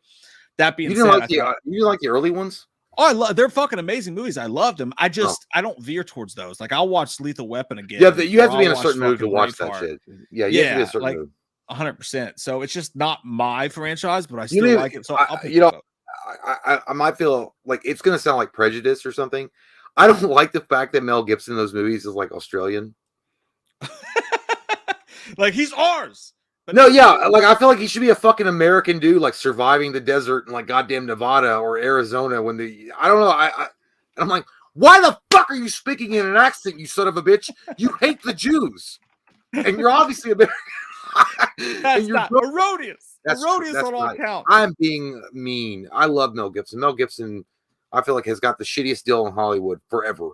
Like if you're gonna forgive Robert Downey Jr. and other fucking people, Chris Brown walks the earth. Either way, but I don't know what it was about. I was like, I would have got behind those movies more if Mel Gibson had just played an American actor or just an American in the middle of this fucking desert. That's weird. I know. Yeah. Nothing against Australian people, by the way. I love Australians, but all about being woke. Fucking Proud Boy. Yeah, I'm gonna be marching near a town near you. If you bring a statue down, I'm gonna shoot you in the face with a paintball gun. Oh shit. Okay, so not too many left on the list. This is gonna bring us problems because there's only one place this should go, and it's I already full. see It's the fourth one. I don't know. Nothing can come out of what we've got. Think about it. Is it better? It's definitely better than The Crow, Wicked Prayer, right? Yes. Definitely better than Batman and Robin. Yes. I would say. Matrix Res. I would probably rather watch RoboCop than. I would watch. 100% every day. Definitely better than Jeepers Creepers Reborn. Alien Resurrection.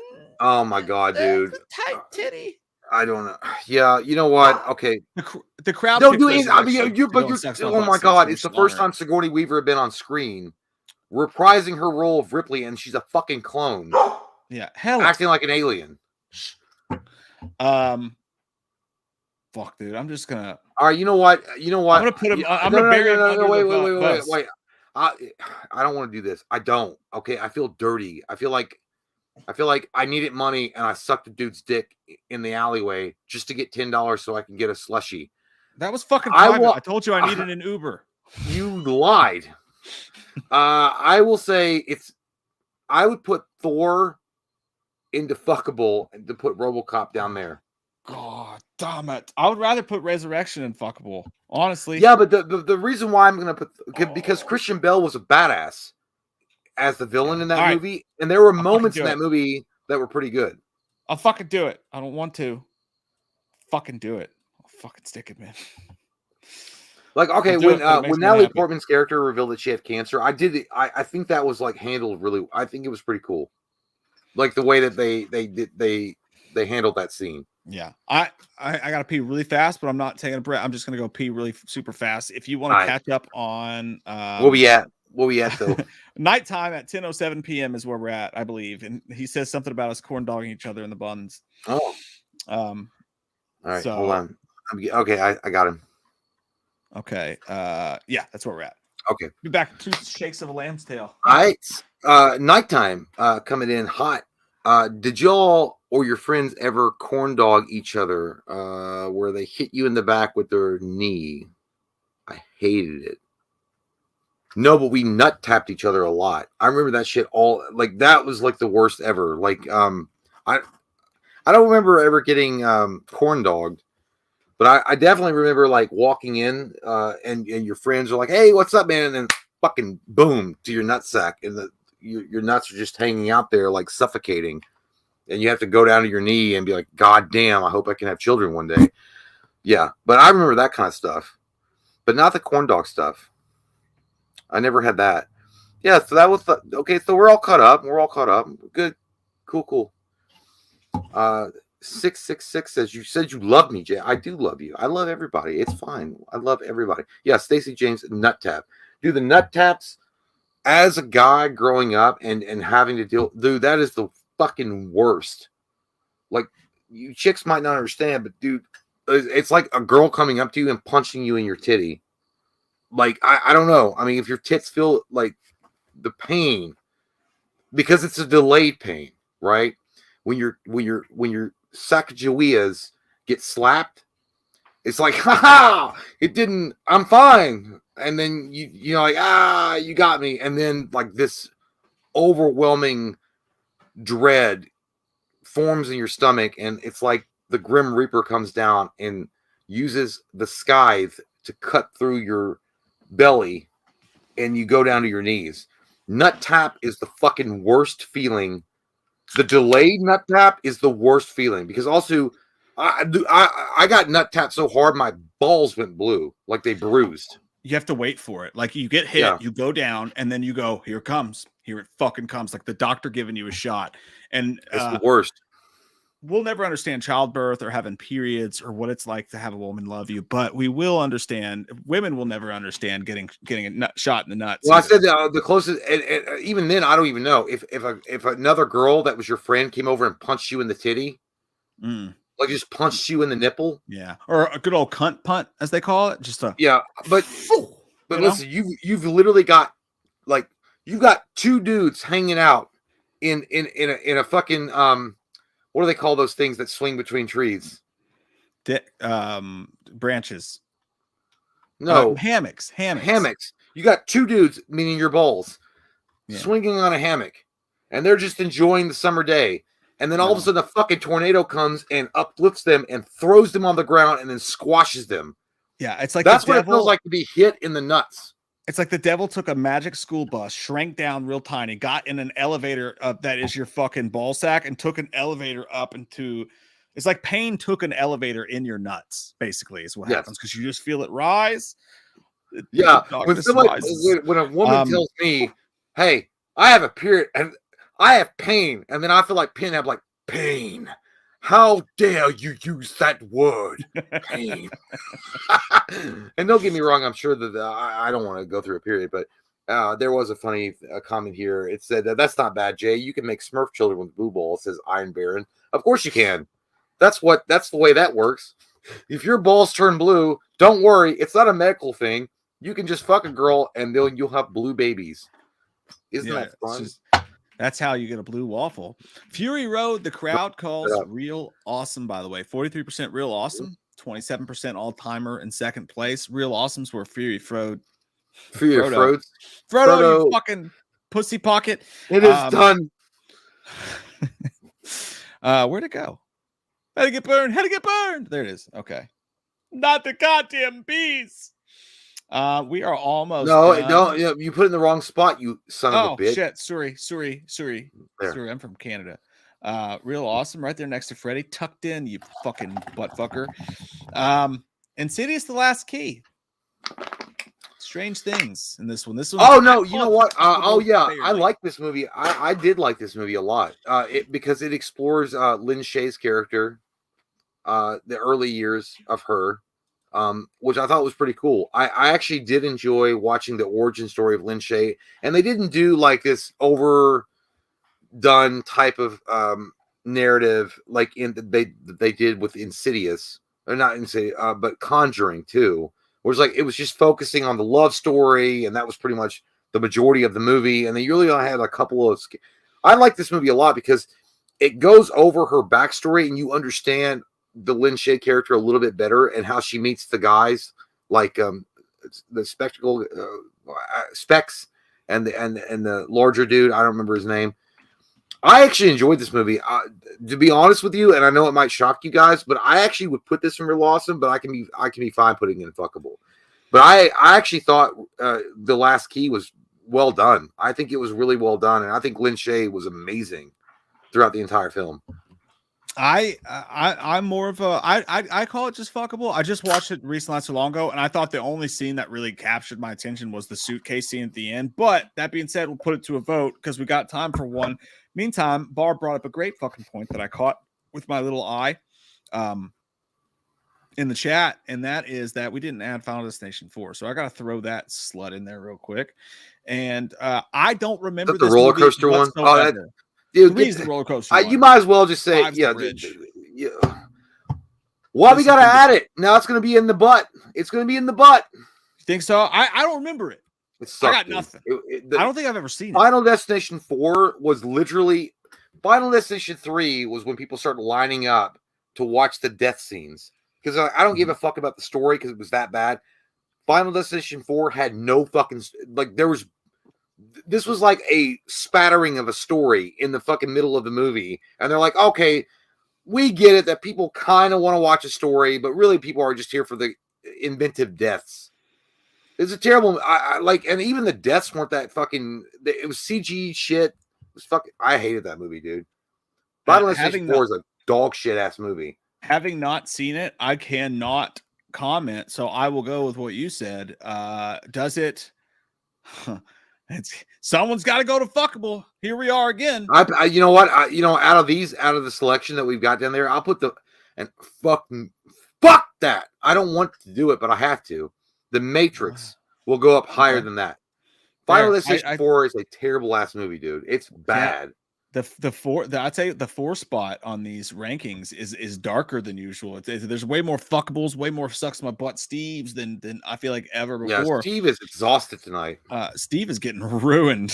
When Steve coughs to clear his throat, comes out. Rambo 4. The fight continues.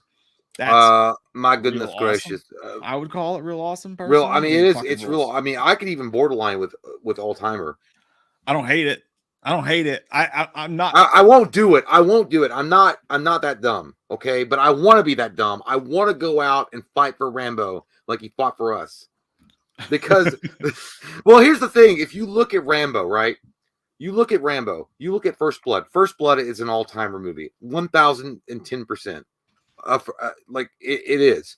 Rambo First Blood Part 2 kind of starts sinking on the old dildo a little bit. Rambo Part 3 just gets all. I liked Rambo 3. I did enjoy that movie. I liked it as a purely 80s action film. It was pure fucking adrenaline. It was pure testosterone fueled ass goddamn muscly dude with a muscle tank top shooting a fucking gun, taking on the Russians with Colonel Troutman by his side. But was it good? No, not really. But Rambo 4, man, this was the first time we'd seen old Stallone coming back, reprising this character, and he looked fucking good.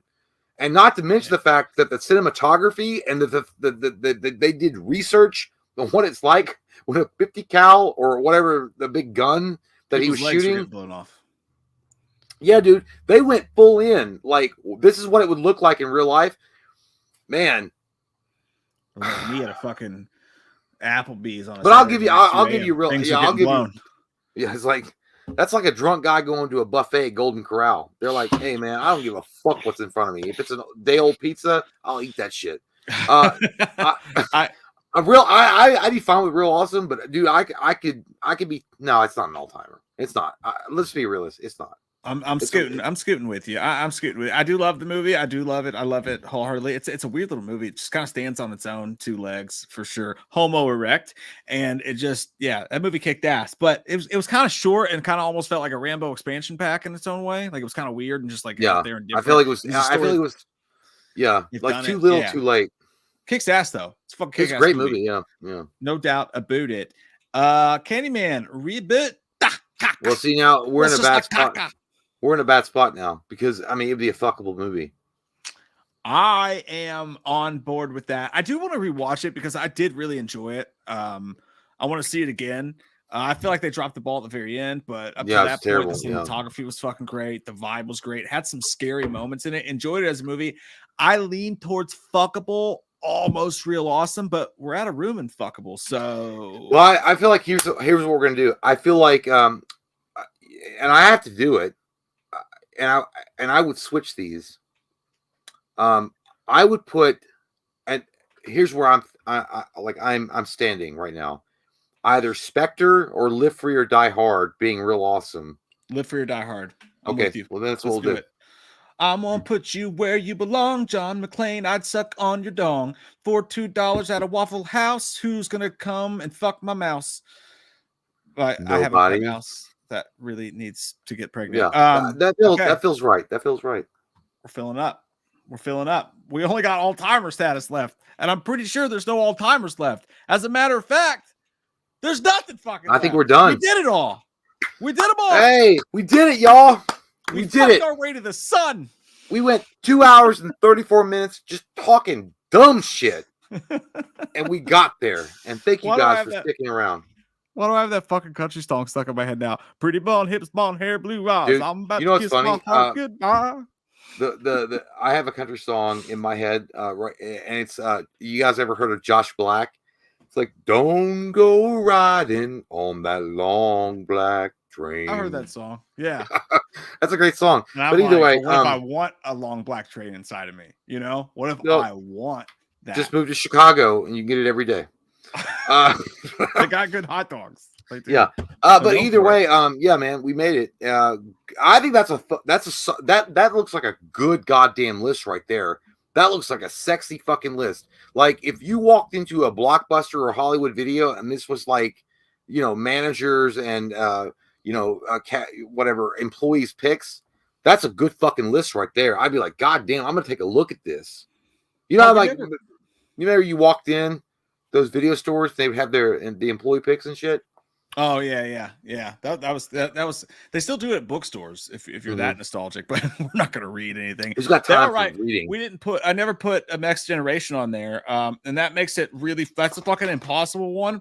I'm just going to cheat. I'm going to be a dirty slut. I'm going to be a dirty cheating slut. I'm going to call it fuckable, because you're disgusting. It's just gonna if we try to recreate. I'm not gonna. Because we don't need to argue about it because I would put it in suck my butt and it would take too long. Yeah, just put it where you want to put it. Put it right here in between. Yeah, that's where female Leatherface wants to be, in between. It's a little bit. We're dirty whores. Yeah, dirty whore. Blue Addict said, "What about Saw 4?" Fuck, I don't remember a goddamn thing about Saw 4. I'm gonna be honest with you. Well, here's the thing. There's a lot of there's a lot of fourth movies that we could have done. I mean, we could have done Star Wars. I mean, technically, Phantom Menace. Is it A New Hope? It's technically A New Hope's the fourth movie, though. No, well, that's episode 4, but in the franchise, episode 1, the Phantom Menace is the fourth movie. I mean, but you could do this all day long. I mean, but this is why we like doing it, because it's so fun. Like there's so many opportunities we can revisit this. We can go back and look at it again, and I can play a little bit. Yeah, it's fun, man. Hey, dude, I just had the best idea ever. This would be super fun. One day we should go back and we should just do a fill-in on all of them. Do like 1, 2, 3. Like no, we were going to. We actually had the action movies as an open-ended list. Yeah, we can keep adding to it. Let me just ask you this, because I'm reading your all's things. Kevin Ketchy, Evil Dead Rise is technically the 5th movie in the franchise, because you got Evil Dead 2, Army of Darkness, Evil Dead Remake, and then that one. But Evil Dead Remake actually as a 4th movie would be an all-timer. I think we both agree on that. So just pretend it's right here. But it's not. But here's the thing: we're only going to go by what we listed. So yeah, I mean, we can always go back and add that shit later on if we revisit. So fun time, Danny. Question for you, real quick, just because a couple people mentioned it. Where would you put Halloween Ends in this? I'm not going to pull it up and all that, but where would you put Halloween Ends on here? Man, that's a strong question, and it requires a strong drink and a stronger man. It's getting late. I would say, yeah. Wow. Geez, I go real Louise. awesome personally. I go real awesome. oh man, I'm at fuckable. Boom! I'd stick her in there. Yeah, I'm not gonna put it in Steve's asshole, even though that storyline with the bum kid fucking Michael up, that's all in Steve's asshole. But I'd put the movie overall. It's fair. It's fuckable. I think it's a decent movie. Do I feel like it's the strong outro that everybody wanted? No. Did that shit unite people like the fucking Olympic torch? Fuck no. Would it ever? Probably not. But I feel like it's a fuckable movie. Hey, but yeah, it is what it is. We should start. I'll just end it with this. Let's start the next stream. Somebody remind me in the next stream. Let's do a poll on it because I want to know what you guys think. That's because that's such a fucking poll. We gotta get. Movie. We also got to get on this fucking message here. Yeah. Hey, you guys. I gotta look into some stuff. Like, thank you guys for fucking hanging with us. It's been a blasty blast. It always is. You're a fucking riot. You guys are rock stars, man. Thank you guys for making our dreams come true and continuing to support us and think even in the most basic way that we're funny, because we're both like dumbasses that our wives think that we're stupid and not funny. We really appreciate it, man. Thank you guys so much for hanging out with us tonight. I know it's been a struggle. All right. It's been a struggle. It's like trying to beg your mom to take you to fucking Foot Locker to get that fucking Nike shoe that you want. Too expensive. I sound so old. I sound so old, dude. Get that Nike shoe. I think I meant to say the Jordans. And I'm so old. I'm like, hey, you got those new Air Jordans? Yeah. You're like, no, there's like $237. Oh yeah, they're expensive as fuck, dude. What the fuck? I was like, God damn, are you serious? I love them. I know it hurts every time. I was thinking to myself, like, holy shit. Yeah. You can buy like so many things with 230, and they're fucking shoes. Candy at the candy store. There's candy, and you can buy comic books. You could buy a fucking. You could buy a goddamn chair, a cheap one. Yeah, honestly, you want some fucking shoes that you're gonna scuff? We're only actually leaving because Stephanie came in. This is all the ruse. We had 20, 30, 40 minutes planned, and we saw her, and we're like, can't do it. Gotta go. My dogs actually really have to pee. I think they're gonna pee on my carpet. So it's been fun, man. It's been a fun time. Thank you guys for hanging out with us tonight. We love you guys so much. Always and forever. Always and forever. Oh yeah. Good fun. Bye. Bye, Steven. Bye. Suck my butt.